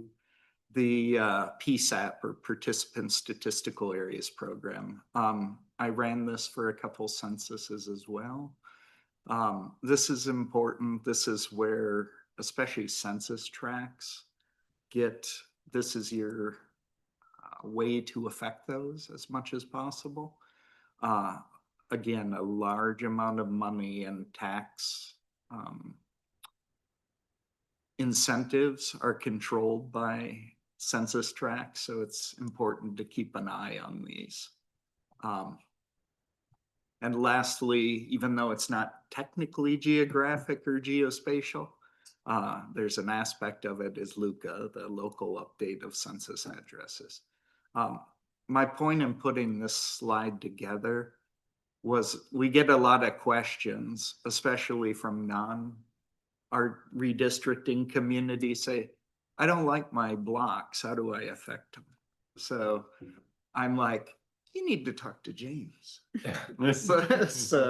And then usually we go out to state contacts, and they'll hopefully work with those partners if there's a way of handling changes.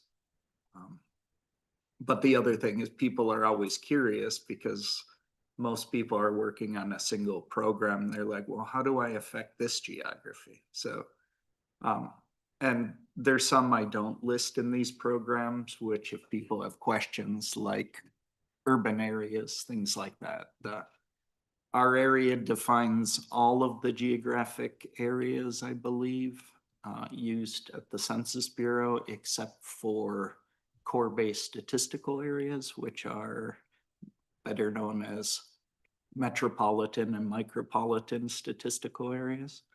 But our area, our geographic areas, especially the counties and the urban areas, feed into those. Lots of marketing and rankings in the country use those. So. Boundary annexation survey, again, annual. This is the one you heard about. Why this is important is we're reaching out to around 40,000 governments per year to try to get them to review and update, especially their legal boundaries. But secondarily, names, various classifications. I don't think Minnesota has a law like this, but a number do, like Ohio, about the population numbers change, whether it's a village, a town, or a city ranking within their state.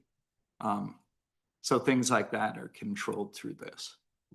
One change we did too for the since 2020, and we're trying to keep alive as resources permit, but we update what they call census designated places. Normally that's through the PSAP program, which once a decade, but we know there's always a lot of interest in this. So we allow counties to submit new CDPs or adjust existing ones throughout the decade. Vast schedule, key dates I want to point out. We try to mail out at the first of the year or announce the program each year. This year, because of challenges with federal government shutdowns, it went out about 3 weeks late, but we made up. So being out 6 weeks, we were able to crunch it down to a 3-week delay. And same with BBSP as well. So, and then the other one I want to point out is March 1st. If you want to get into the American Community Survey and the Population Estimates Program each year and have the updates reflected, that's the date you have to meet to get your stuff to us to process in time, even though the program goes on till the end of May. So. We really like to stress, even though we want to work with locals and get their input, we found it's much more efficient, both for us and the states, and in some cases locals, to work through the states.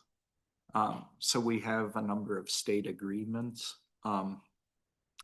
Sometimes this requires, it doesn't require, but it encourages legislative changes in the state that require locals to submit updates each year to both the state and the Census Bureau. Because we get a lot of questions out there for states that don't have this, that say, well, the Census Bureau says the boundary is this, DOT or another state agency says this, and this helps alleviate those sorts of issues. It also helps with cost efficiency, at least once the system is set up for a state. As I mentioned earlier, school district review program.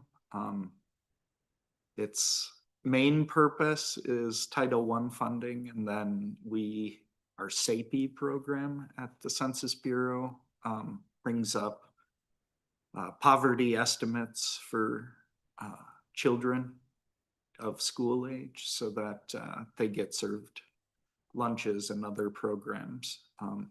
It's very important, and so far the federal government has supported this and funded it for us. So we're continuing to do it on an annual cadence. Participant Statistical Areas Program, or PSAP, as I mentioned. The key here, this will be starting up in another year. And then in earnest in 2028. And the key here is we get a lot of requests on census tracts, and some from Minnesota actually, and they're like, why can't I change the geography? We're like, you get a window once a decade. Bless you. And I know some large areas like King County, Washington, and others, they keep this data updated. They're like, we want these changes made, so they're ready to deliver for. But in a lot of smaller areas, it's kind of a surprise. And we work with first large counties and their planning departments or regional organizations. And then they can work with their constituent counties and tribes and others to work on this geography for them. One kind of shortcoming I think we've had is a lot of places, especially smaller places, don't know what to do. They're not approached, and then they get some program that a census tract affects them, and they're like, how do I get involved? And we don't reach out, and that's something we have to try and work on, I think, better. So on all levels.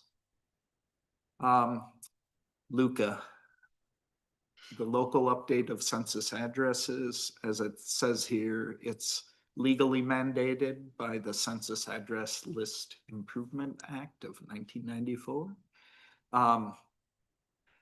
This is a difficult program. It always causes a lot of challenges, I think, at every level.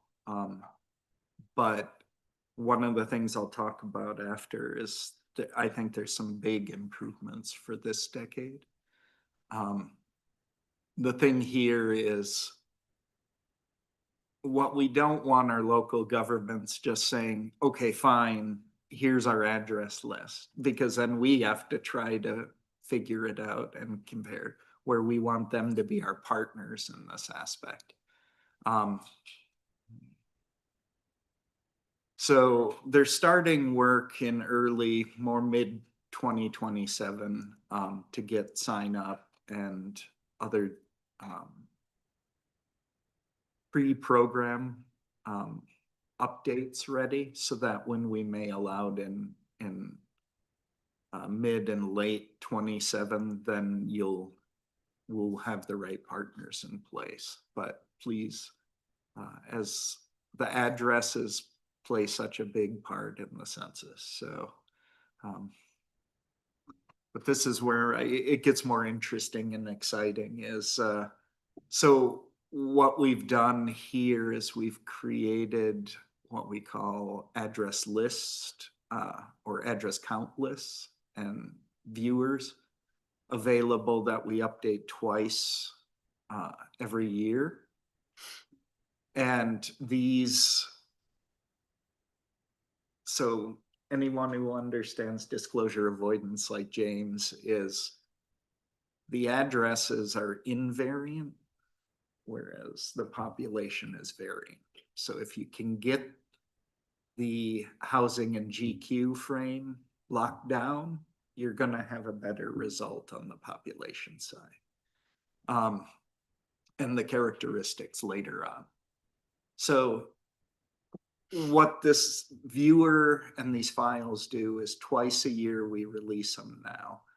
And it allows, especially at the local level, to view how the count of addresses we have per block, as well as changes each year, because besides updates, we're always running verification, quality control. There may be things that something is like a domestic shelter and shifts to a housing unit, things like that that are going on in the background, making sure when the data is being cleaned up.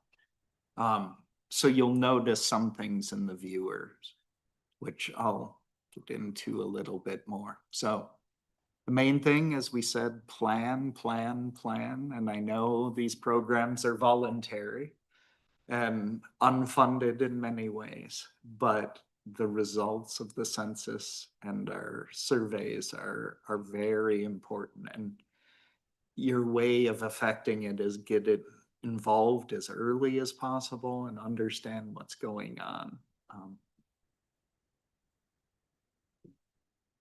So we've kicked off, as we said, the census cycle with 2026.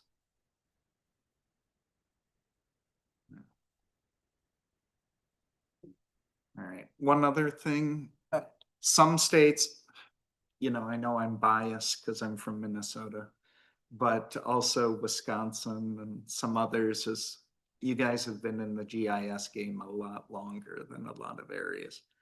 But what we're finding is places like Pennsylvania have a lot of differences between their geographic boundaries for different state agencies. And we're trying to offer ways, this is a long-term program because of resource constraints, but we're trying to get alignment and work with states to help them achieve this alignment between what we have at the Census Bureau as well as what they have in the state. Again, I think Minnesota's in probably quite good shape in this case. But this is an example from Pennsylvania, their first county we're actively working on. The different colors are different versions of the boundary for the same place. I'm trying to, you can see what each area is trying to achieve shape-wise, but they have a lot of work to do to clean this up, but they're actively doing it, and the end result is it's very helpful for everyone, especially I would say redistricting. So, because this helps then when the voting districts or precincts come in, that there's less disagreement over where those boundaries are. Also responsible for the feature updates, especially the roads. We don't have a single program out there to ask for updates from locals, and we don't want large dumps of data on us because we can't cull through it all. What we do is the goal is to get towards transactional, so improve the road bases and feature bases in general within MAF Tiger, and then we can move towards more of transactional, both on boundaries and features, so we can update things more efficiently and more regularly. Currently, we've been working with USGS, or I think everyone knows what USGS is. And in the past, over the past 2 decades, we've done a lot of work with partners, both state, local, tribal, on improving and getting their feature sources, especially roads in MAF Tiger. We've looked at a lot of commercial sources, but USGS made a decision late last decade that the national map would utilize MAF Tiger for its road networks because it's improved that much and it's much more cost efficient than purchasing this. So they give us regular feedback. I think they release about 5 states a year to us with updates. And we have a process of using that as well as other data to update, especially as we're seeing a lot of new development everywhere.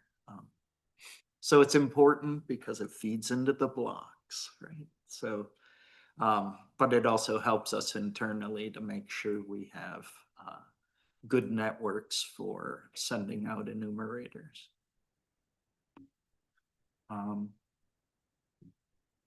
Grids. This is something through a lot of the international work I had done, a lot of countries and regions utilize a grid to present statistical data. So we've been evaluating that and moving in that direction. We're trying, again, as resources permit, to release a first version of a 1 kilometer grid for the entire nation. And we want to do basically a mimic of the block address counts and viewers at the grid level. So we'd have both grids and blocks. The real benefit for us, besides comparing data internationally, is comparing data consistently. And, everybody gets frustrated because geography constantly changes. So this is a first good attempt at stabilizing a form of geography that becomes much more helpful with longitudinal studies as data starts to get produced. We haven't looked at tabulating old data into these areas yet, but maybe that's a long-term possibility. This is something in the works for us on the Census 2030 data? Nobody's taken that on yet. I think the SAPI folks are creating files on poverty and for FEMA, but I don't know where that is right now. But again, because housing units are invariant and geography division controls that frame, that we got permission from Disclosure Review Board and DCEP to create these files for housing unit counts by grid cell. And again, it would hopefully be on a twice-a-year cadence. So. Right. Looking at on time here. All right, so another exciting thing is we've been doing a lot of, I wouldn't go AI, but machine learning on a lot of our data. And what's opened that up, besides a push for data scientists and stuff, is the amount and quality of data that's available now. So like the big things are, as on this slide, we now get very regular imagery updates of all sorts of resolution. That's key, but also there's been a lot of work with Oak Ridge National Labs, as well as Microsoft and some of the states like Alaska have created structure points, or more accurately, building footprints now. And then the parcel data, which we started collecting around 2010, but we had to basically reach out to each county and assessors and stitch the data together and track how that was maintained. Now there's commercial companies doing this. So we purchased 2 large national data sets and check it for quality against local files as we can. And this feeds into a lot of our models now for tracking new development across the country. So especially housing units, which we create structure points, or what we call MAF structure points in our system. For each address, we're not up to 100% yet, but very close. And then we check this against the parcel data, and then that allows us, if there's not attribution yet, to extract things like addresses and stuff out of the parcels and feed them into the actual structures. This has been the big push of our division this decade. And because it's so expensive to send out the listing operations before a census.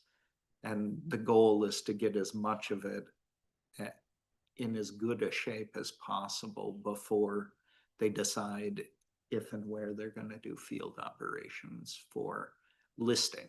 Still enumeration, but the listing of looking for new units.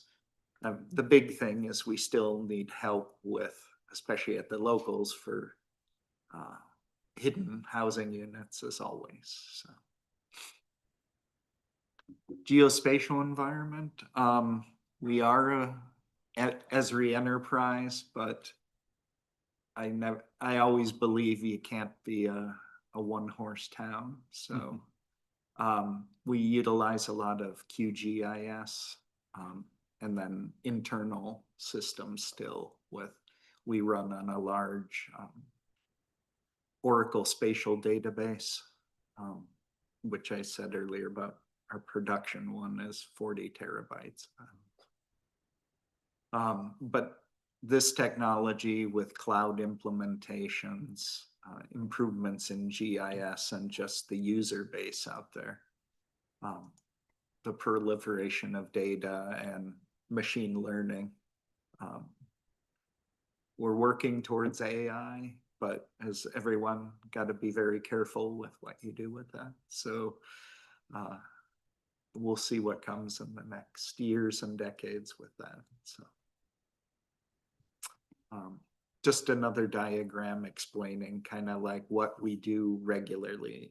For those who don't know, we get regular deliveries from the US Postal Service. That's still our mainstay for addresses because that's often the first place we'll start getting addresses listed. We still get stuff on the parcels and others, but usually the first place we'll see it is the DSF service. The problem is the Postal Service's files are not geocoded. So that's always the challenge is we're trying to get all this data in place so that we're getting closer to parity with all these data sources. And it's working. I'm very impressed with what's been going on. Don't ask me all the models right now, but if you have questions, I can get you in touch with the people who do. Again, more and better data coming from partners at all levels. Interest and input from all the people and partners. And then our technology internally improving as time goes on. So I'll give an example here. This is Clark County, Nevada, just outside Las Vegas area. Just a straightforward example on kind of how our process works. So we start seeing evidence of development. Within a year or two, we'll start seeing pretty massive buildups as developments go up.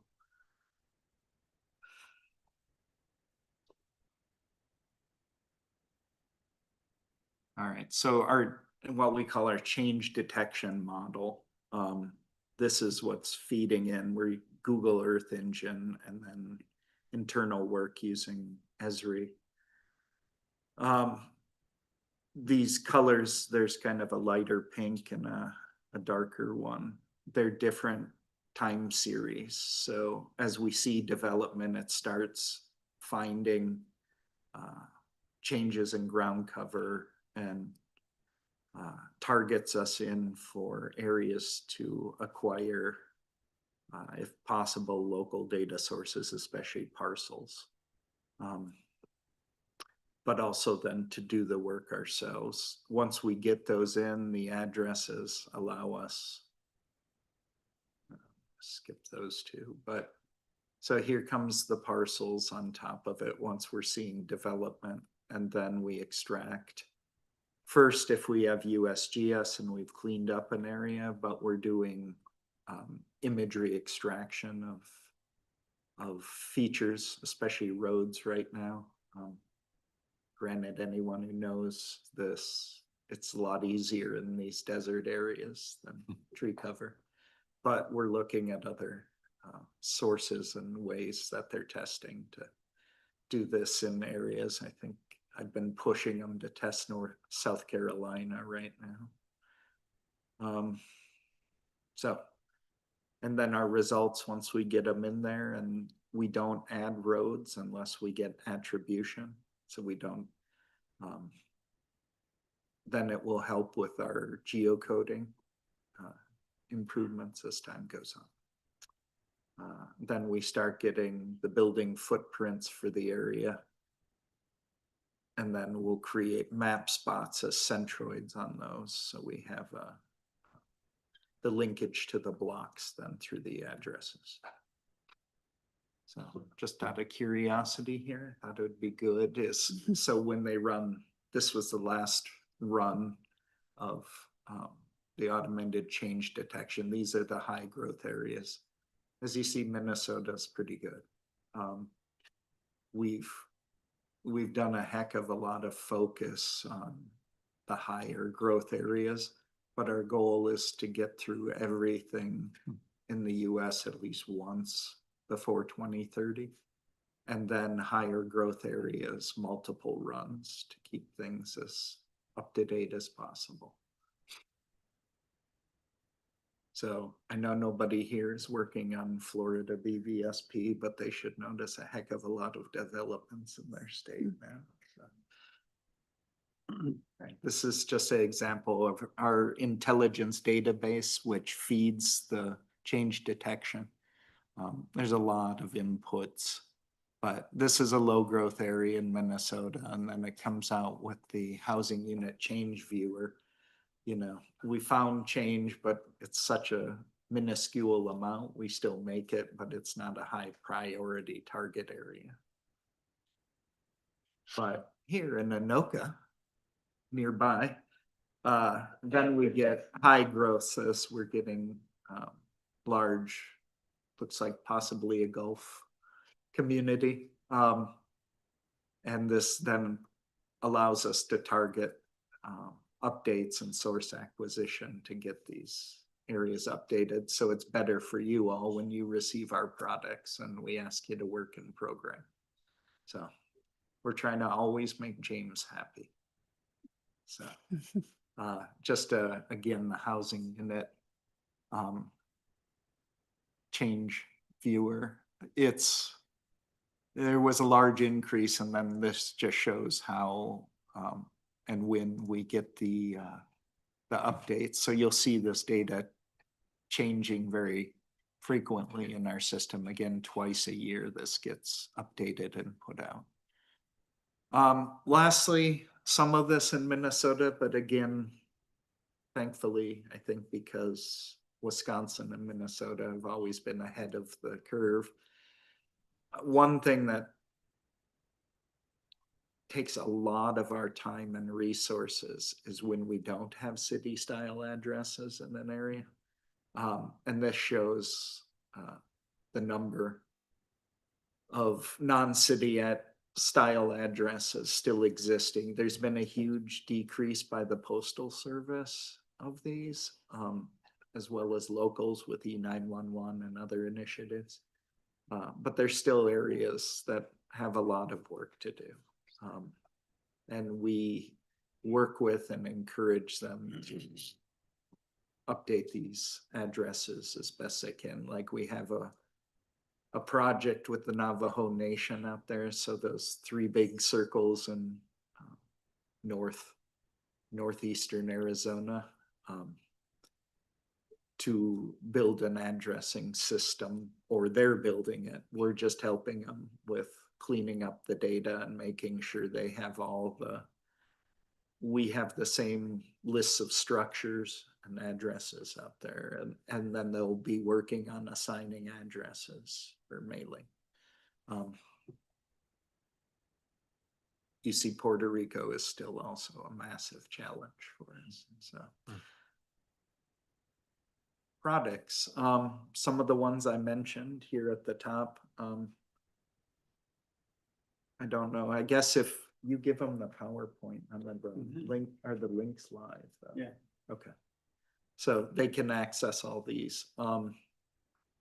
Important, I'm not gonna get into others unless people have questions here, but since the addresses are a big focus for us now, it behooves you to take a look at these if possible. Lastly, our tried and true Tiger line files, especially shape files. We put out more geodatabases because they're easier to work with in Esri than shape files. But the one thing we did is we created geo packages as a non-proprietary source in the last year.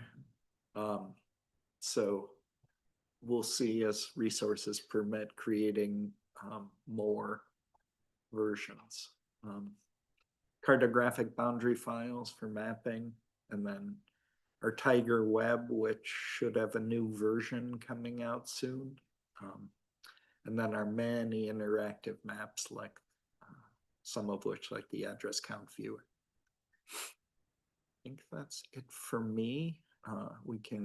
There's a list here of those programs listed above, and the best way is send email to these boxes. They're monitored very regularly, sometimes hourly. Facts. I don't know if anyone wants to dispute these. Then finally, some of our contact information, especially for the current programs. We haven't set up like PSAP and those yet. So I think that's it. I know if We'll provide the PDFs to Susan and Michelle, and you guys can share them however you think appropriate. Yeah, thank you. So the presentations will be posted on the LCC site, and the recording of this will as well, for if there are people who missed it and wanted to, you wanted to point your friends and neighbors to the to the recording. I think there's some time for questions too, if there are questions for James or I Vince. see Jack Bovee in the Oh, yeah. hand up in online. Hi, yes. So my name is Jack Bovee. I'm the GIS supervisor for Hubbard County here up in northern Minnesota. On the topic of road center lines and address points, I'm not sure if you're familiar with the state's NG91 program, where most of us counties have been working very diligently, years worth of work to clean up our road center lines and clean up our address points. And like the state's now about 90% complete with that project. So I think you said earlier that you don't want necessarily our data, just here you go, this is the road center lines because we're the authoritative body for that. I've tried using like the BAS realignment for road center lines, and it's so cumbersome and arduous to do it. Like I'd have to basically redo everything again to recreate this data set. So is there a way to take these authoritative data sets that we've created, and then the state will eventually have a concise layer for the entire state of roads and addresses, figure out some way to utilize that versus having to modify what you have currently? the short answer is yes, we can figure something out, but I don't want to say what it would be. Is my contact info on here? Yeah. You see there, the Vince Ogier, send me an email, and we can start the discussion on how to do that, because we want to utilize the data.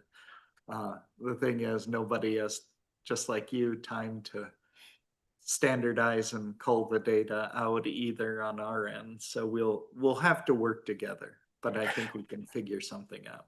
Insert data standards, like I think most of the state data is at or close to the NENA standards at this point for the state uploads. Is that something that works for your guys' operations?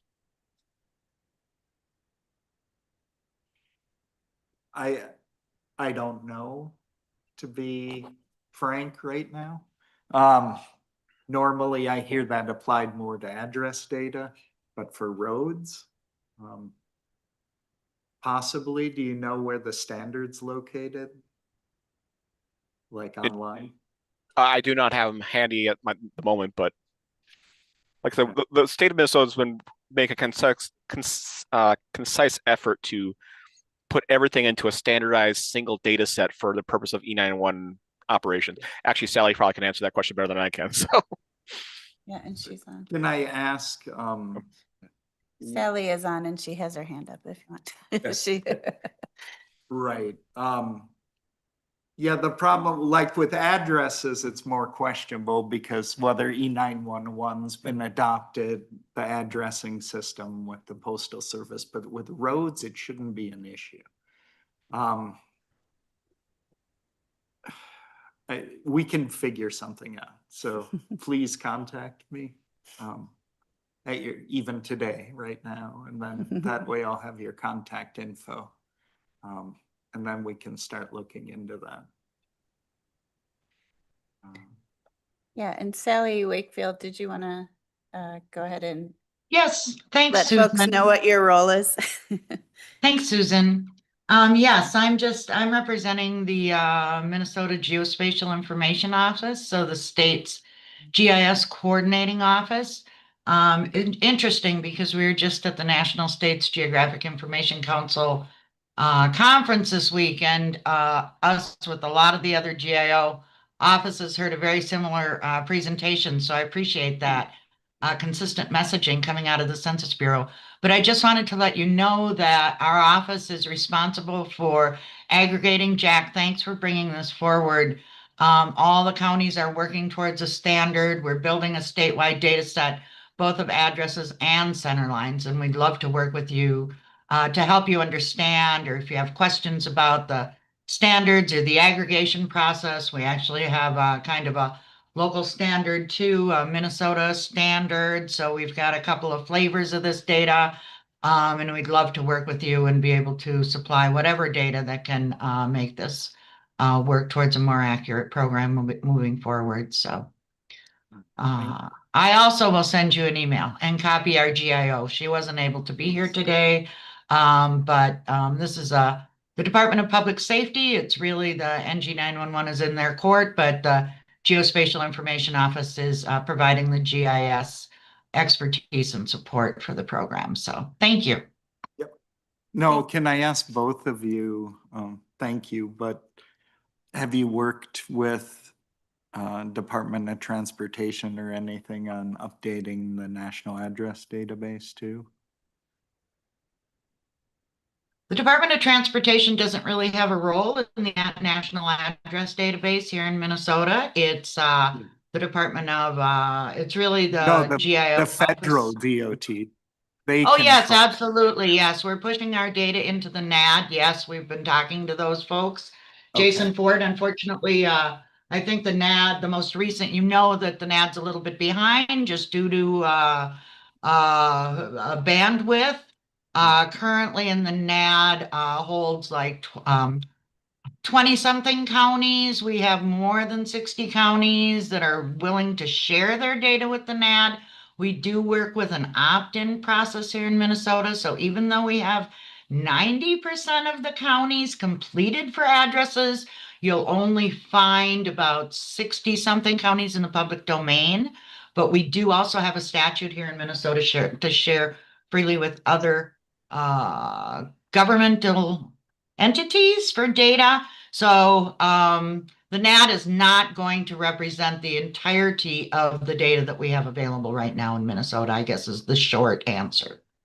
Well, why it's convenient is the branch chief who's over the feature road updates and Math Tiger is also on the NAD board. So we'll they'll be able to guide you through that process better, I think. Sure. I can, at the county level, like it's frequently, sometimes we don't, we're lucky to get like just day-to-day operations done sometimes versus to work on these larger projects. So it's like, it's nice with the NG911 stuff like that. We're in our county, we're basically in maintenance mode right now, but because of some of the, because it's an opt-in, haven't actually gotten the board to say, yes, we opt into that particular state. Our data is publicly available. It's freely available, and we go to our website and get it for our road center lines and such like that. But we just haven't done that sort of political step to get it up on the commons, as it were. So that sort of stuff. So, but that's sort of the other stuff going on there as well. Yeah, honestly, Jack, I think in this case, if we can work directly with our our federal partners, we shouldn't have a problem with sharing a complete aggregated data set because it's a government relationship. So True, we true. Yeah. will get in touch and pursue that. Yeah. Okay, sounds And great. that way each county doesn't have to work, it also Yep. relieves the responsibility, for you to work with 87 partners as well. So Yes, exactly. Like I was saying earlier on state agreements, it's much easier to work on that than it is with each individual government. So, but thank you both. and certainly we work closely with the demographer's office and they can also help make any required connections. So appreciate it. Thank you. Yes. Thanks, Sally. You bet. There's a question from Caitlin C. on Zoom. Hi, I just wanted to add to Jack and Sally that so I'm the GIS for Stevens County. I'm also one of the co-chairs for the SEC and NG911 GIS committee. And we are actually currently working on a draft document for DBS to share the GIS data, both address points and road center lines to the commons. Okay, thank you. Thank you. I think James feels neglected. He needs. Are there any other questions for James or Vince?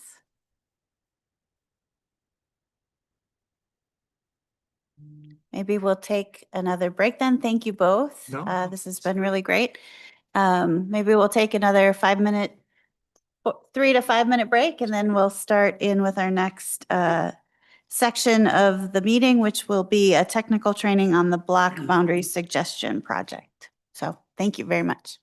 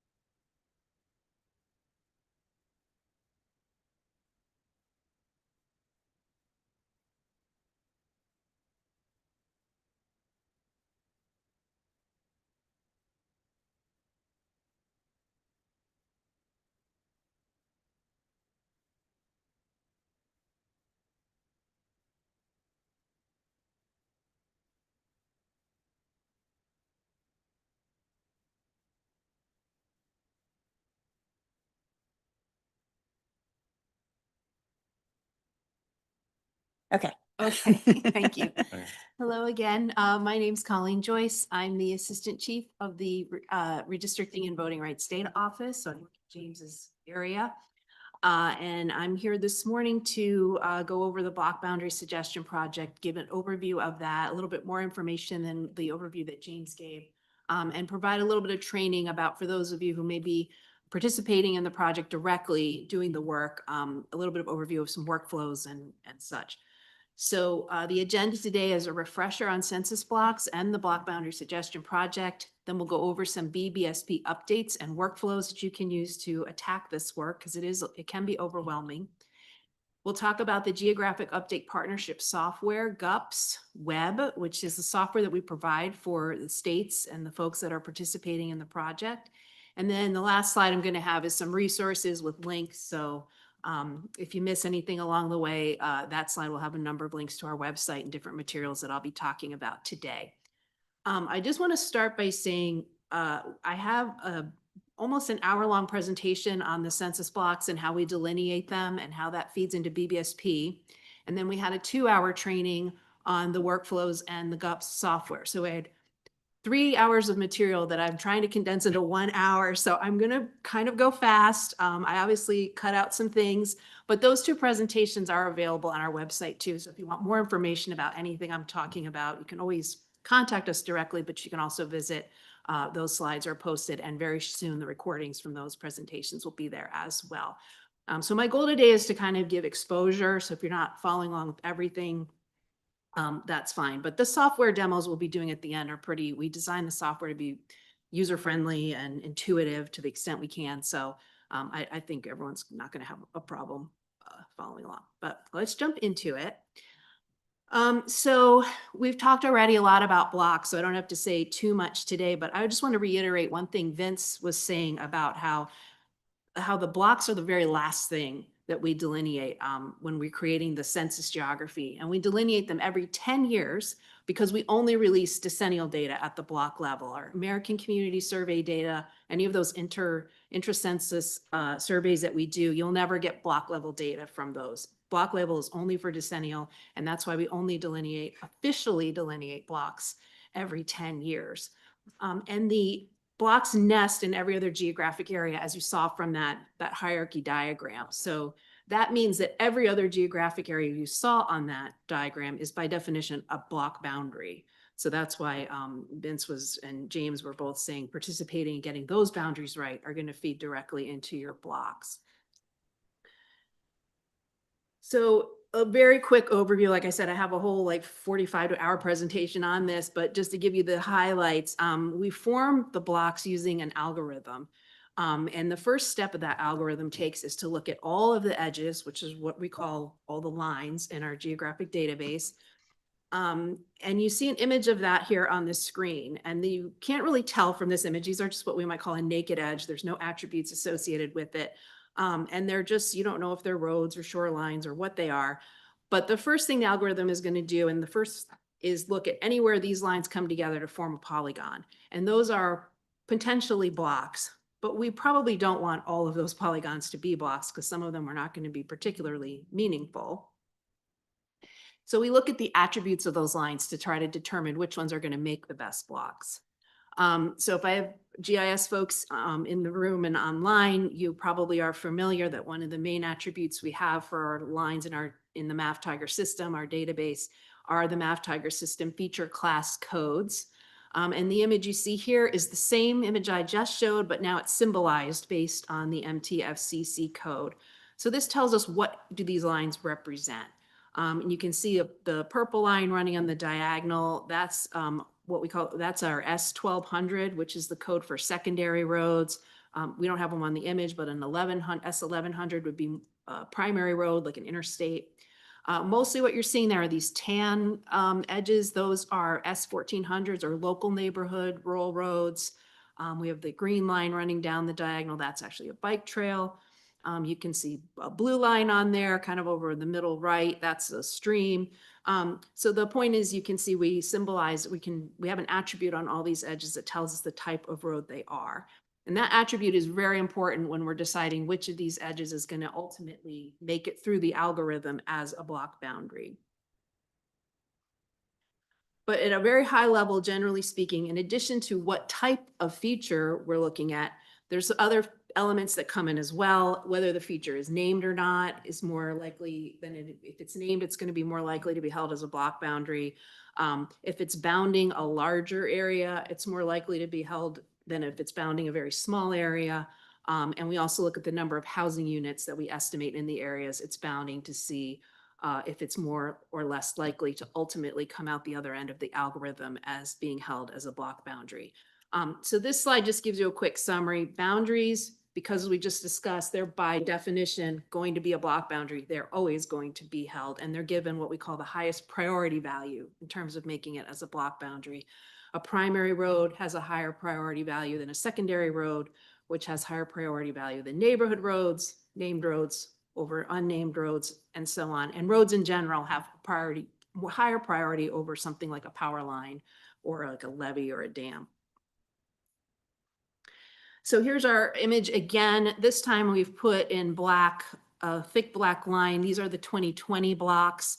So you can see how as it comes out, the algorithm, not all of these edges are going to make it to become block boundaries. Most of them are not block boundaries because they don't close off to form a polygon. They're sort of dangling there. So it's impossible to create a block when it doesn't close off. But you can see that green line, that bike trail didn't make it through. It's a lower priority because of the MTFCC. And there's probably no housing units or area bounding in this area here. So it dropped out. You'll also see, it's a little hard to see because of the color, but down in this area, we have the brown. Those are our highway ramps. Those are very low priority because it's very unlikely people would find a useful block being in that tiny little area between the highway ramp and the intersection. So those tend to drop out, and most people are pretty happy with that. So as the block boundary suggestion project feeds in, as Jane's mentioned, during this project, you can flag any of these edges as a must hold or do not hold. And that itself feeds into the algorithm as well. So anything flagged as a must hold is giving a very high priority value right up there with geographic boundaries. So if you flag an edge through BBSP as a must hold, it's very likely that it will be held as a block boundary. Unless it is sort of one of those dangling edges that doesn't close off a polygon, then we can't take that. But more often than not, anything you flag would be held as a block boundary. And then the do not holds are as a very low priority value. So hopefully it wouldn't be a block boundary if you ask us not to hold it. The caveat there is if we do need that feature to be a block boundary for some other purpose, we may not be able to respect that. Like if you put a do not hold boundary on a city, or excuse me, a do not hold flag on a city boundary, we're not going to be able to respect that because we have to hold the place boundary. James already talked about this, but through this program, you can also report boundary changes to legal geography, including incorporated places and minor civil divisions. So like your county subdivisions, your townships. You can add or delete linear features like roads. You can add non-visible lines if you need them to become a block boundary. And you can add, delete, or modify the area landmarks. These are the things James spoke about that are maybe your prison areas or your college campuses, that kind of thing. Okay, so that's in a nutshell, description of blocks, or just a level set on blocks. Let's get into a little bit more about BBSP and some of the workflows. And if you are tasked with doing this work, how best can you attack it? We try to provide tools and assistance where we can, and the biggest one we're providing is the Geographic Update Partnership Software, or GUPS. I don't know if any of you worked on this project in 2020 and used GUPS. At that time, it was a standalone version. You had to install it on your desktop. We've moved on from that, and we now have GUPS Web. So this is a browser-based GIS. It still has the customized tools that GUPS did last time. So it's actually a software used for a lot of our partnership programs that Vince spoke about. School District Review Program is using it. Boundary and Annexation Program uses it.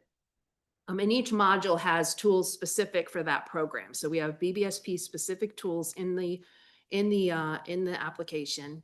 And there are some cool new features that we have with the web version that we didn't have with standalone. First of all, it's a lot easier to share projects. You can have multiple people working in the same project at the same time. Submission process is a lot easier. It's one click and you're submitting it to Census. You used to have to download the project and then take it to another application we had and upload it to us. That's gone now. So we're pretty excited about the new GUPS web. You can, however, continue to use your own GIS if you prefer. You don't have to use GUPS web, but we recommend it. Either way, no matter which software you use, this is a workflow that we recommend. You don't have to follow it, but it works pretty well for you to do the work. It looks like a lot of boxes, but not every, you don't have to do every box. Some things don't apply to every state or could apply, they're optional. But we'll go through these one by one, but I do have a note here on the bottom. So at the bottom of each slide, we tried to put a little note next to the gold star. One of the resources I'll provide at the end is a link to our guides. We have participant guides for this, and everything I'll talk about on the slides we have at the bottom where you can find more information in our guides about that. The first thing you can do is look at your linear features. Just particularly if you have areas of a lot of significant growth, you want to look at, make sure that we're not missing any major linear features, particularly those that you might want to use as a block boundary, or if you need to complete the road network. If you do add new features, particularly non-visible, we ask that you only do that if you're going to use them as a block boundary, or you want to put a must-hold flag on them. Next is your area landmark review. We talked about this. I don't think I have to say too much more about it, but you can correct if we have it in the database, but the boundary is not right, you can correct it. You can give us new ones that we don't have. You can move them if they're no longer there, I guess. And you can give us some name changes or other attribute changes. And on the right side of these slides, you're going to see some screenshots from GUPS Web, but we're going to do some demos at the end, so you'll see that again. As we mentioned, you can also do your legal boundary updates to your townships and your cities. And this is, as Vince said, really the home of this is really the boundary and annexation survey. But again, because these are block boundaries by definition, we are letting you make the updates here. And basically, we're just funneling them over to the BAS team so they can treat them as they do all their other BAS submissions, do their quality control and all of that. So this would include anything like annexations or de-annexations, a new incorporation of a place, a disincorporation. And then you can also do boundary corrections. If we have it and there's not been a legal change, but, and you saw some examples of that in some of the slides, sometimes our boundaries aren't quite right. And they just need to be corrected.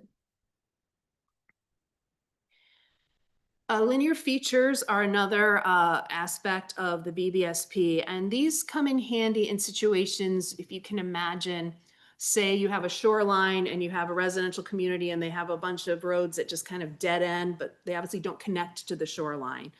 So there's a little gap there, but maybe one of those roads would have made a really good block boundary. You can actually draw a little non-visible line to make that connection. They are automatically flagged as a must hold. We call those linear feature extensions. And then you can use that whole road as a block boundary. If your county or if the county you're working in created these in 2020, we still have them in the database, but we didn't necessarily continue to hold them as a block boundary. So we've built into GUPS Web a tool. You can click on the button and it'll provide what you're seeing on the screen here, which is a list of all the 2020 linear feature extensions. You can click through them one by one. It'll zoom you on the map view to them. And then you can decide, yes, I want to put a must hold on these again, or no, I don't really need them. And you can just ignore them. So not every county has linear feature extensions, but if they do, you can go ahead and review and see if you still want to keep them for 2030. Next is the prototype block shape files. James talked about these a little bit. When I talked about creating tabulation blocks once a decade, I tried to make sure I use the word official because we do run that algorithm, or we are going to be running that algorithm every year, but they're not official tab blocks. They're just going to be, what's why I call them prototypes. And the idea is that you can see that as a geography exists today, if you left block creation completely up to Census Bureau, this is what we would come up with. And the idea here is that you can take a look at that, see if it's going to work for you, look at where it's not working for you, and target where you want to start putting in must holds and do not holds, so that you can kind of see what we would do and where you need to give us some advice, if you will, about how we could do that better. Now there's a lot of prototype blocks. I think the state of Minnesota had something like 1.5 million blocks, something like that. Is that right? No. Anyway, we don't expect you to scan through all these blocks visually and try to find strange looking blocks or blocks that might be problematic. So we provided a few attributes in this file to help, again, target where you're working. The first is area. And when you are looking at this file, you can, and in GUPS Web, you can do sorts and filters on the attribute table to pull some of these out. But area can be useful if you just want to look for some really large blocks that maybe they're going to be too large for you to work easily with. So you can just look for blocks with a lot of area, geographic area. You'll see perimeter there, but where perimeter really comes into play is we've created a shape index, and this is a measure of compactness of the block. So James talked about that. If you have some really weird shaped blocks, they can become problems later when you're trying to use that as a building block for other geographies that you're creating, other districts that you're creating. The shape index is a very simple ratio of area to perimeter. So the closer that value is to 1, the more compact the block is, meaning you have, if you have a lot of perimeter and not much area, the odds are that's going to be some sort of strange shape or long skinny block or something like that. So this is a measure that you can go in and try to find these blocks that are odd shape, that are not compact, that you might want to divide up in some way or use your holds, do not holds, and must holds to make a more usable unit of geography to have as your block. And finally, we have the block size indicator field. And you'll see an image of that on this slide. We've calculated the value based on the range of the estimated number of housing units in that prototype block. So if that prototype block, if we're estimating there's more than 2,000 housing units in it, it gets an indicator of A. And you can see we have different categories there based on the ranges. Goes from A to I, where I is going to have between 1 and 239 estimated number of housing units. And then Z's are where we estimate there are no housing units in that block. So that's another sign if you want to look for, we have the area where you're looking for large blocks based on square meters. This is a way to look for large blocks in terms of housing unit size if you want to divide some of those up. Or conversely, if you have these 0 housing unit blocks, you may decide, they're not very helpful. I just want to put some do not hold flag and get rid of that block. So here's a couple of examples of what we're talking about. So this is a little bit older data, but it's a great example. So what we have here in green is a prototype block that's actually from 2018. And you can see it came out and it has this really weird tail on the end, or a panhandle sort of thing. And if we look at the attributes down here, I don't know how well you can see this, but the first one that stands out is a shape index of 0.2. I can hardly see it myself. 0.286. So that's pretty close to 0. So right away, without even having to visually look at this from the table, I can tell this is probably not the most compact block. You can also tell a little bit, it's fairly large in terms of its area. It's over 248,000 square meters. And its block size indicator is I, so there's not a lot of housing units there. So any one of those fields might help you identify this just through the data as something I want to look at. And if you wanted to fix this, you could use, it looks like there's a visible feature here. You could probably just make sure that's there in our data and flag it as a must hold. So now this becomes a boundary. Whoops, you can do that. Now you've split this block into 2. You have this main part and the tail. And then I would probably go either on the southern end of this or the northern end and flag one of those a do not hold. And that way that block would merge into either the block to its north or south and disappear as its own individual block. Another example, we have this housing development that's designed in this way where you have a road sort of semicircle road going through the development in a green space in the middle. If you look again at those fields we provide in terms of the shape index, it's pretty good. It's very close to 1.9 because those are pretty compact blocks. But you can see in the block size indicator, there's no population. It's Z or zero. I keep saying population, but I really mean housing units. And if you look at the area, they're pretty small. So you could look for small blocks, no pop or Z housing unit indicator.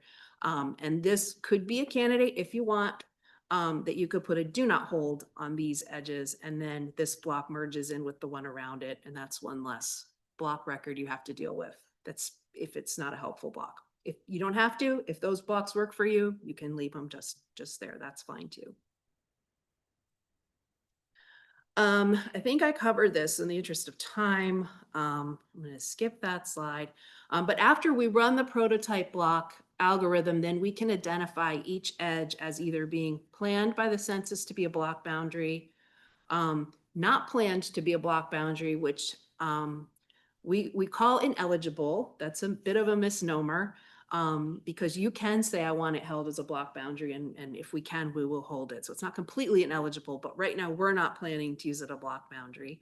And those you see in red, and this is how it's symbolized in GUPS Web. The planned ones are in a blue line.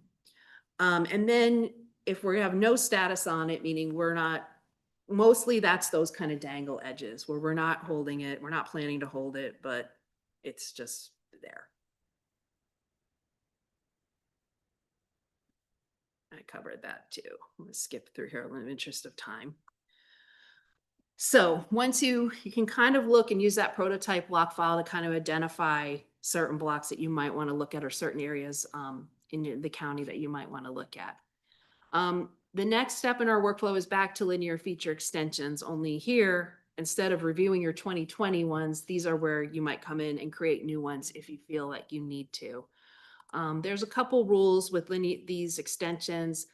We are trying to keep them just to the point where you're connecting a road to another feature right near it. So and we don't really want them to be longer than 300 feet. They have to close a polygon because the whole point here is you're trying to create a block, a polygon that can be used as a block.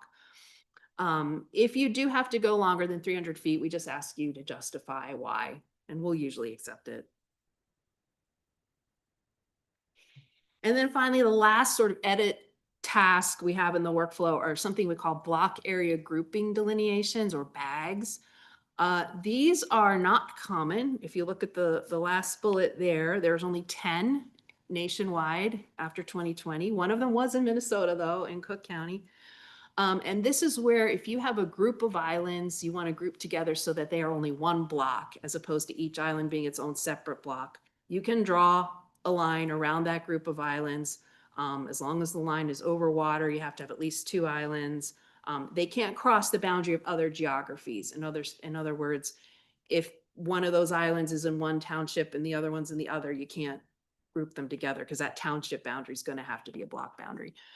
But you can create these, like I said, they're not very common.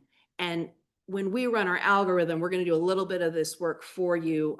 As that first bullet says, we're automatically going to create group islands to form a single block if they have no roads and they fall within a 5-kilometer radius of each other. So some of these will already be grouped up.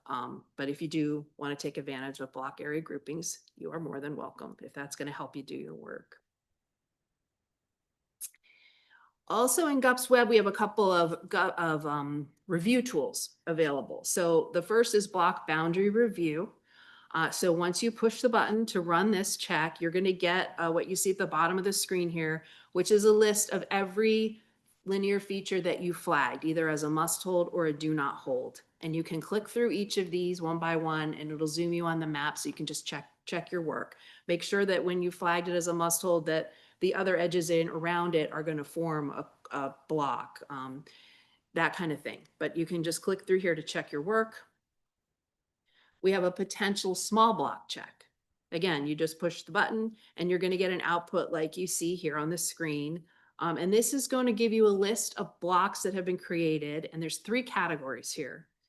Your A blocks have less than 500 meters, are less than 500 square meters and include a must-hold flag. So these are really small blocks that somehow you created through your work by setting the flags. So again, you just can click on it, zoom to it, and see if that's what you intended to do. If you did, that's fine. But these are often things we find that people don't realize are not really what they want. So we wanted to have a way that you could review those. The B category is similar, only they're slightly larger. So it's between 500 and 3,000 square meters, but it also includes a must-hold flag, meaning some action you took kind of resulted in this block. And if it has a dash, that means that it's a small block under 3,000 square meters, but there's no must-hold flags involved, meaning that's a census-created block. Again, you may not like it. So it's kind of like using the area and the prototype block shapefile. It's just another way to find these tiny blocks that you may or may not want. And if you don't want them, you can use your flags, your must-hold and do not hold flags to clean that up to a way that it works best for you.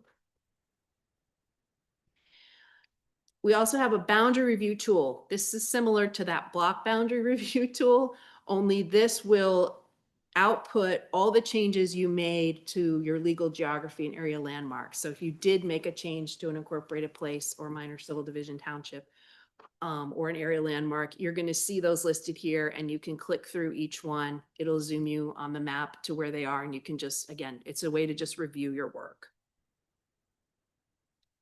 So once you've done your edits and your reviews, the next step in the workflow would be to submit to the Census Bureau. So our liaisons can submit their project directly to the Census Bureau through GUPS. And as I mentioned, you don't have to use, those of you who might have participated last year that use SWIM, our secure web incoming module, you don't have to use that anymore if you use GUPS Web. And you can still download your project files as well, because assuming most people are going to want to have a record of what they actually submitted. So the tool builds that in as well. Once the project's submitted, it is locked, so you can't go back and edit it unless you reach out to us and we can kind of, we'll disregard your submission and unlock it for you. So if you realize, oops, I made a mistake and I need to go back in and do some more work. Okay. So I'm going to go into some of the demos on how GUPS Web works next. But first I want to talk about the GUPS Web user roles. This is a feature of GUPS Web that we're excited about. Again, if you used it before and you were trying to collaborate with someone with the standalone GUPS installed on your computer, you would have to output your project, put it on a share drive or email it or do something, and then the other person would have to upload it to their project, and that's how you had to collaborate, and you couldn't both work at the same time. So now we have these different roles that folks have, and they can all be in there at the same time working together, but there are different capabilities to each role. So a project owner, number one, can assign and revoke access. And for BBSP, I should have mentioned all this work is done by county. So your projects are always going to be counties. Automatically, we assigned our liaisons, our official liaisons, the nonpartisan liaisons that James spoke of, or if they've designated a technical liaison, we've assigned them every county in the state, and then they can then farm them out as they need and assign them to other people. They can assign people to also be project owners, which gives that person the ability to assign and revoke roles, or they can assign people to be project collaborators. Both project owners and project collaborators can edit projects, they can delete projects, and they can submit projects. The only difference is the project collaborator can't assign it to other people. We're working on a fourth role for next go round, where we'll have a role that will have those similar roles, similar capabilities, but not able to submit. Right now, we're going to handle that on the back end. So if as a liaison, you want someone to be a project collaborator, but you don't want them to be able to submit it officially, you want it to come back through you, you just need to let us know that, and we'll manually make sure that if we get a submission from someone you haven't designated, we'll reach out and make sure it's okay. But we're hoping to automate that with another role next year. And then the third role we have is just a viewer. So if there's somebody you just want to be able to view the project, take a look at it, but they can't edit it, you can assign them that role. I think I just said everything on this slide, so I'm going to skip that. So let's get into our demos. I know I'm going quickly, so But this first demo just shows us how to open a project. So when you first open GUPS, this is what you'll see. And you'll want to start over here at the map management, and you're going to open the program you're working on, which is BBSP, and select your county. And in this scenario, my colleague who created all these recordings is a very proud Penn State alum, as is my boss, James. I'm surrounded by them. And so she was assigned herself to Center County, Pennsylvania, but in the demo, you'll see that she messes up and tries to access a county that she is not eligible to work on. So you can see here, you're going to select the program, Block Boundary Suggestion Project. You're going to select your state. You can also just start typing Minnesota or Pennsylvania. It's predictive text, so you don't have to go through these drop downs. And she, oops, accidentally selected carbon. She goes to open the project and you get an error message. So that's how we control, if you're not assigned the county, you can't access it. So now we'll go back up, select Center County and open project.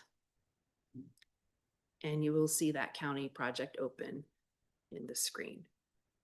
There's a button over here. We'll go over these buttons in a second, but you can go back to that dashboard where we just were. When you do that, you are closing the project. And now you can see on the right, we have a list of recent projects. So you'll see Center County is at that project now as one she recently opened, and the status of that is now in progress.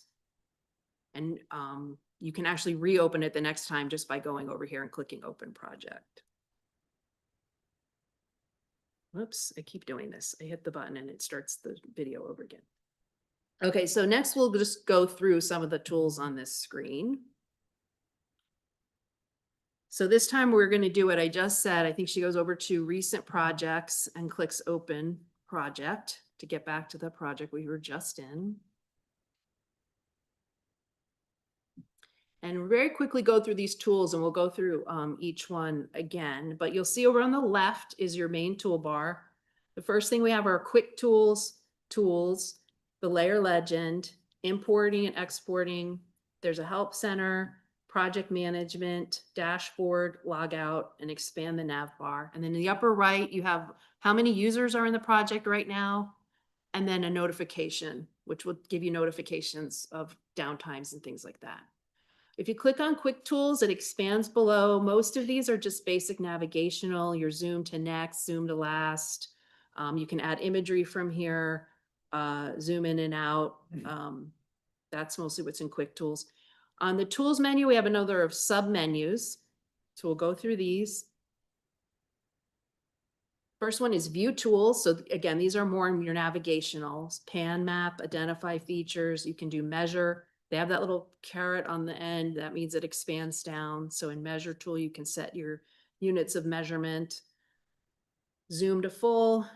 You can zoom to your selection if you have one, zoom to your layer. You can add a scale bar in either imperial or metric. And you can create bookmarks if you want to have areas you zoom back to. We'll close view tools. We'll take a look at our imagery tools. You can open Google Maps imagery or Bing imagery. Both of those are going to open in a separate window, or you can add Esri imagery right to the map and then remove the imagery. Selection tool, you can select features by clicking, select by polygon, select freehand, select features from all layers, or deselect rather. So these, again, these are basic GIS tools. This one, stop this for a second. The edit tools are where the BBSP works really lives, and we'll be going through demos that use these as we go through. So we have modify area feature, adding linear features, deleting or restoring linear features.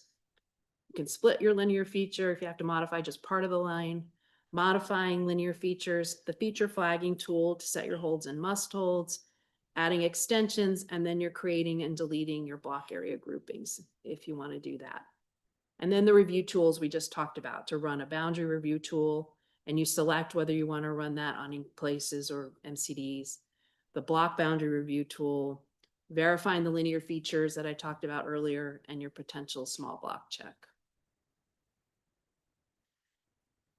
The layer legend, this is how you turn on your legend, your layers, and you can see there's check boxes to turn them on and off. pretty standard stuff. A lot of them are zoom dependent, scale dependent. So the gray one, the ones that are grayed out, we can't see because we're zoomed out too far.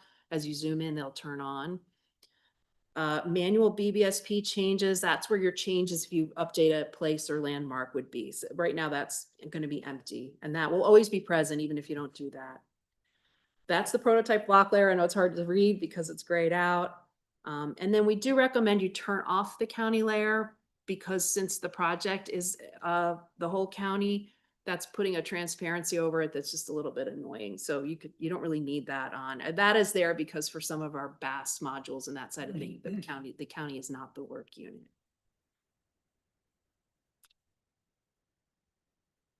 The next tool we have is import export. You can import reference shape files if you want to have those while you're doing your digitizing or other work. So this is where you would do that. And export is where you're going to submit to census file. Once you do submit, it's locked. And then if you want to download your project file for your records, you can do that here as well.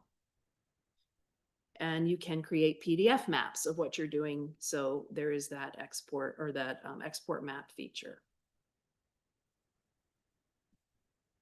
And if we go further down, we have a help center. So there's some resources there for helps with GUPS in general, getting started, the web tools, and then the program area support you'll see in the middle or next. And you'll see down at the bottom there is the BBSP support. And that just, right now, that pretty much gives you a link to our webpage and our guides and our contact information.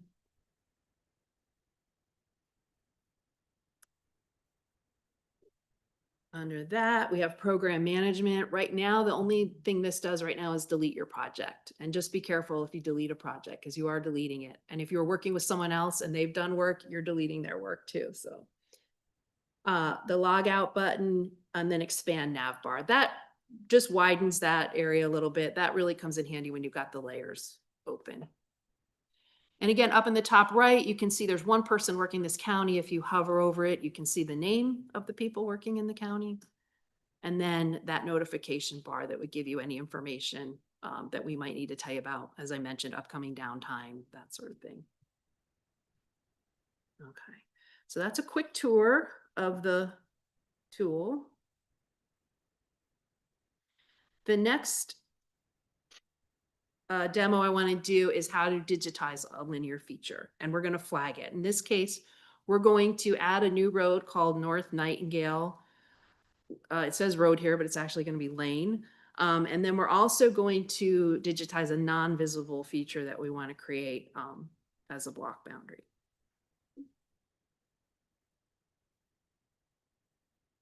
So the first thing we would do is we want to turn on our imagery, because it's always a good practice when you digitize to turn on imagery. So we'll go to tools, imagery tools, and turn on that Esri imagery.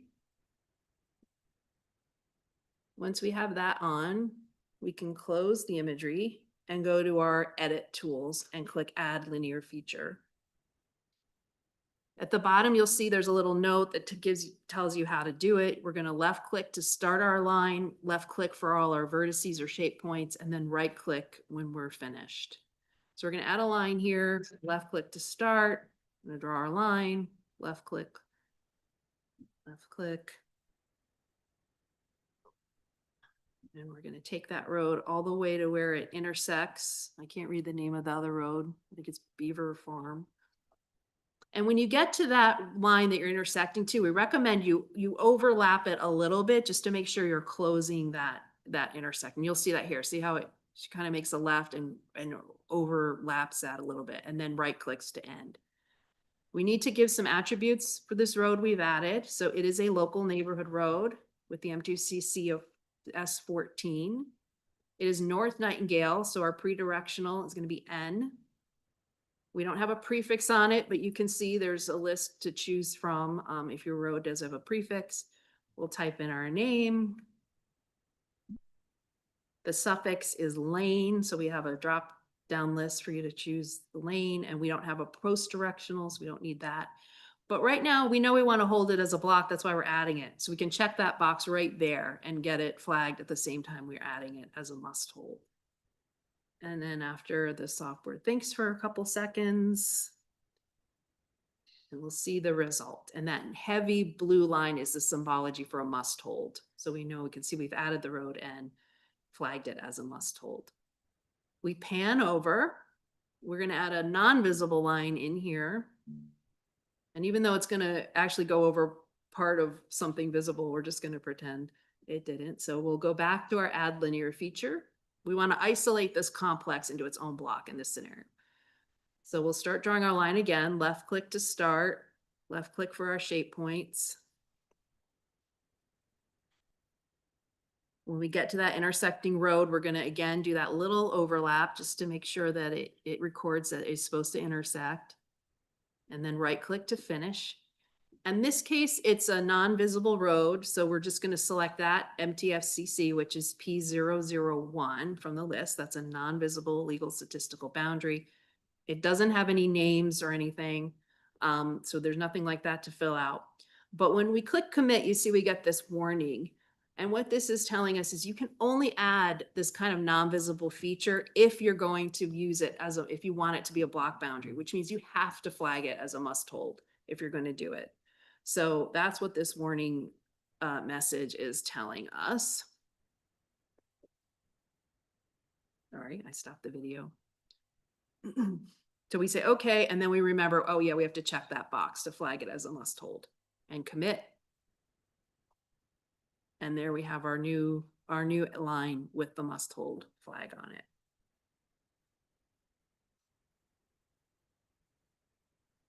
Okay, next one, let's look at area changes. So we're going to do two of these. We'll start with the new area landmark demonstration. So in this example, we're going to create, we want to have a hospice is our area landmark that we're going to, we want to isolate that in its own block.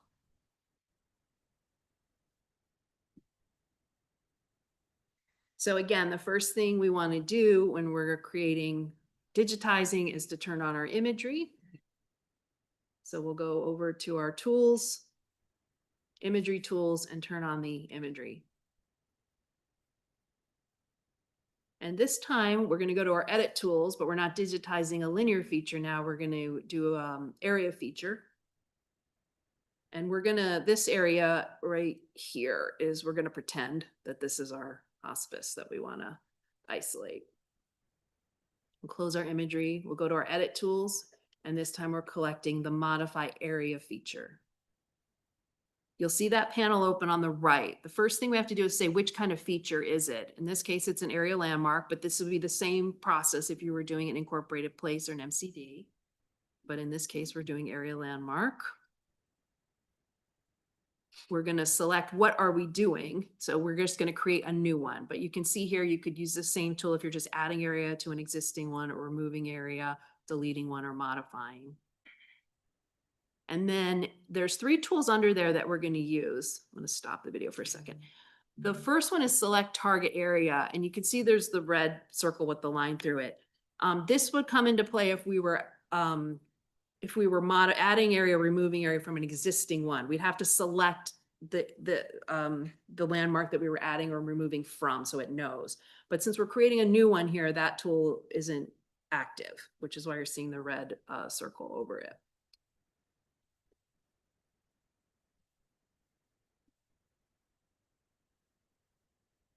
Okay, the next tool there in that box there is our draw polygon tool. So we're going to click on that. And this is just like drawing a line. Your left click to start, left click for shape points, and a right click to end. So we'll left click to start. And this is, again, this is an example. I probably wouldn't draw this exactly as it's done here in real life, where it's kind of sitting out there floating in another block, but that's what it's the example. So we'll right click to close.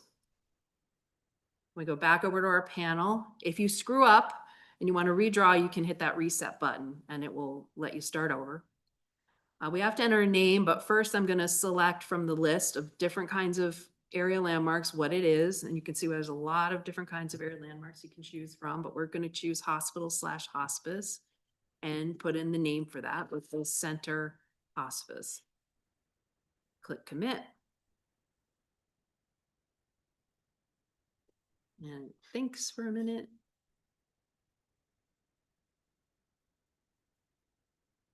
And then it's a little hard to see, but you can kind of see it there and it's labeled center hospice. Okay. Similar to another example for modifying area, this time we'll do an incorporated place boundary correction. So it's not a new thing. We're going to add we have a boundary for this Bellefonte city and we need to correct the boundary. And in this example, we're going to make a mistake and I'll show you how you can undo. Okay, so we want to add this area right in here is where we've messed up and we need to fix that boundary. We already have the imagery turned on, so we can go right over to our tools, click on edit tools, again, modify area feature. Again, that panel on the right opens up. Our geography this time is incorporated place. And we want to do a boundary correction and add some area. And you can see that once we selected incorporated place and we're saying we wanted to modify an existing one, we get a list of all of the incorporated places in the county there that we could click on and select it that way. But since we're already zoomed into where we want to be, we can just say, and this is where we'll select our target area, and then we'll go over and click on the existing Bellefonte city, excuse me. So it knows that's what we're adding to. Then we click our draw polygon tool. We digitize the area that we want to add. Again, our left clicks. We're having a little bit of trouble. And at some point here,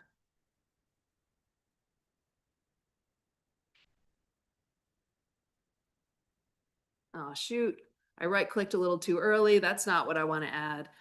So I can go back over to that reset polygon, delete it, and I can start over. This time I did select for my target area. I selected Bellefonte from the list. And the important thing to note here is when you do that, it zooms out to the full extent of the place. So we're gonna, at this point, since we're zoomed back out from where we were, I need to zoom in to where I want to actually make this change. And you can use your roller ball and the mouse to zoom into. You don't have to go over to use the tools. And you can pan by holding down your key on your mouse and moving around. Now I'm going to draw my polygon again.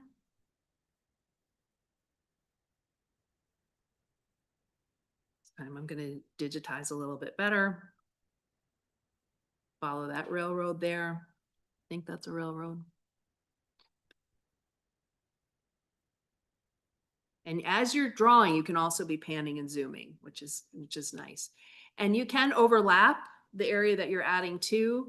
That's no problem at all. We'll know what's meant here. And once we get to the end, we're going to right-click to complete. We don't have to fill in names or MTFCC codes because we're just adding to something that already exists. So all we have to do at this point is go over onto that right panel and click commit.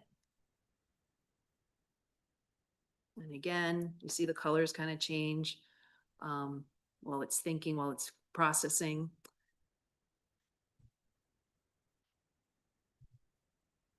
A couple seconds.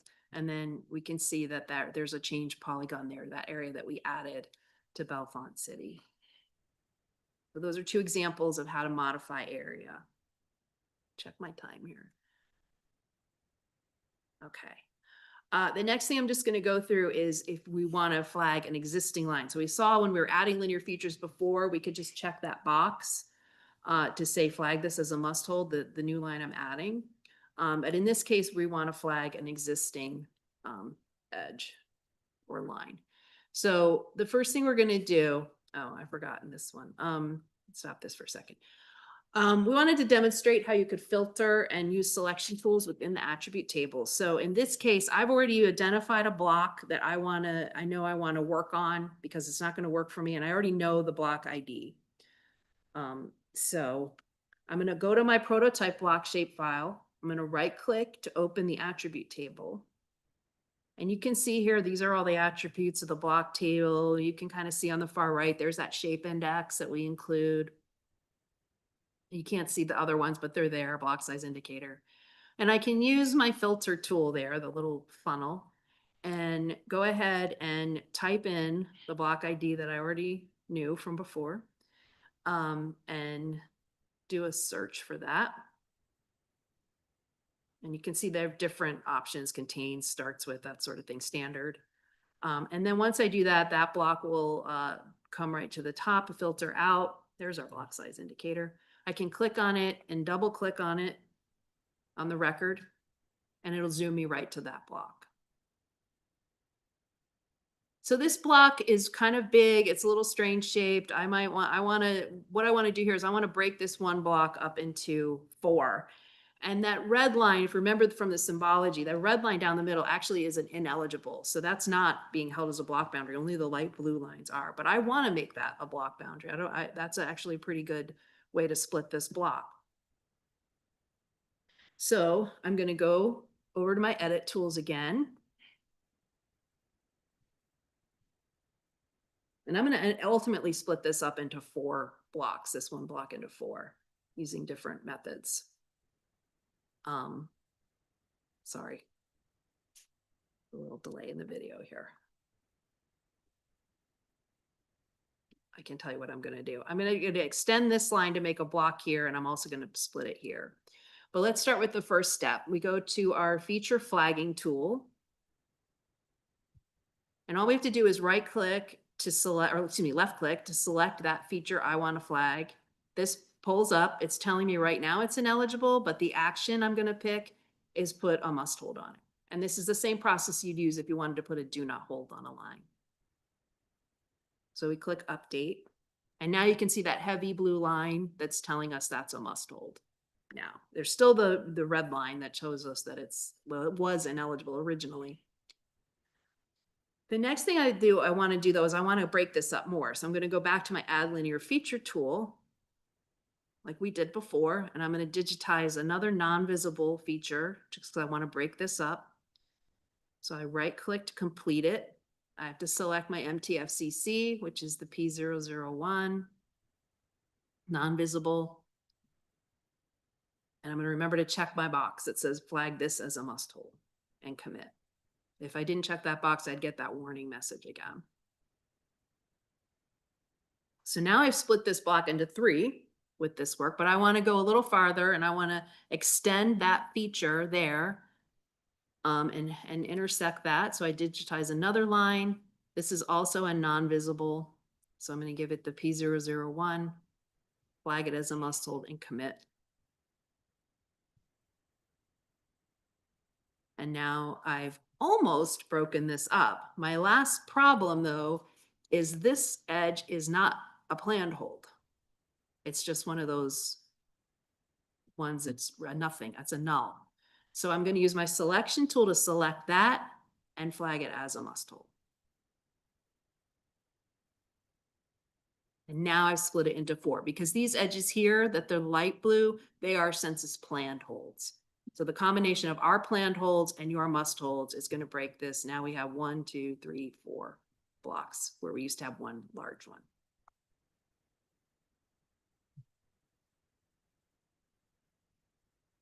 Okay, I'm in time. Okay, next, so those are the edit demos I had. And now I'm just going to go through a couple quick of our review tools. So the first one is the potential small block check that we talked about. So we'll refresh your memory with this. Again, this is the Penn State thing. Start this one. Yeah. Okay. So we're going to go up to our review tools here in a second. Over here. Click that, and we're going to run this potential small block check. So we just push that, click that, and we have 1. And we can, I'm going to stop here. So this is, we've talked about the type A, which is less than 500 square meters, and it involved a must hold, meaning something we did while we were working on the county created this. And it is tiny. It is 4.3 square meters. So probably not something we want. But if we select the record, just go over that and double click on the record.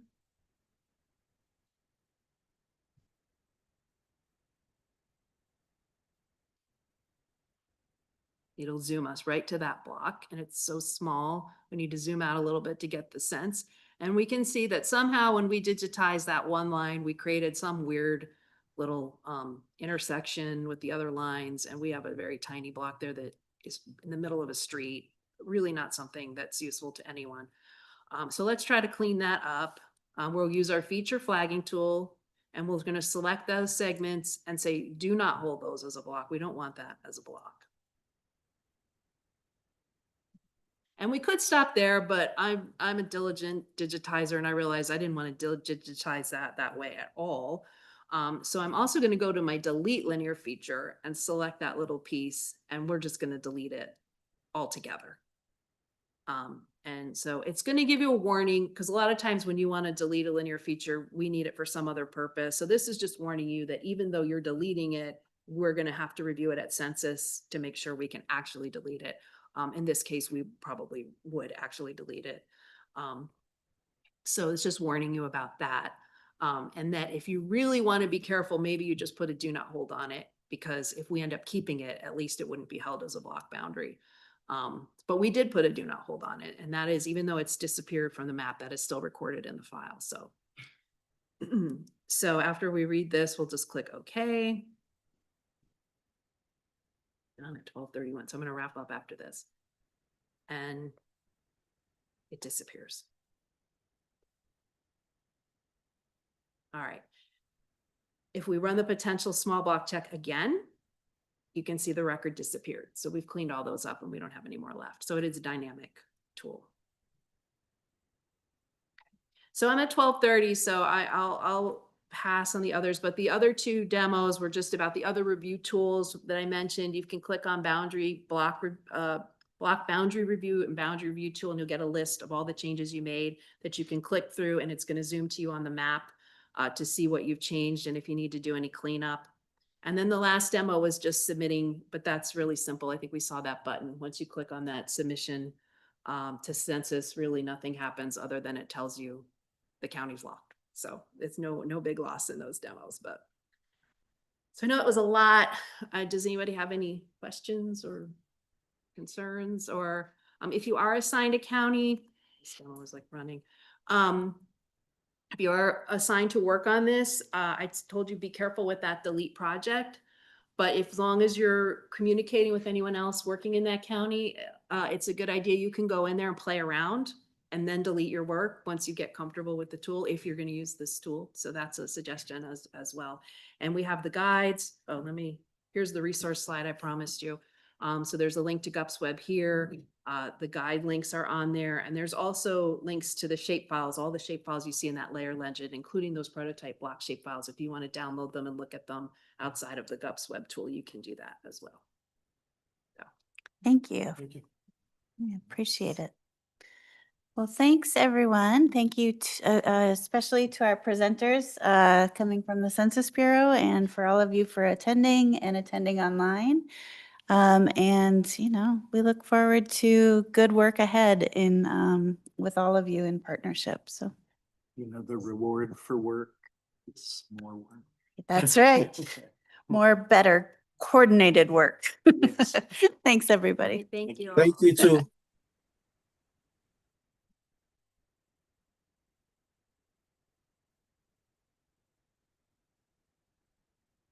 You work with Sally?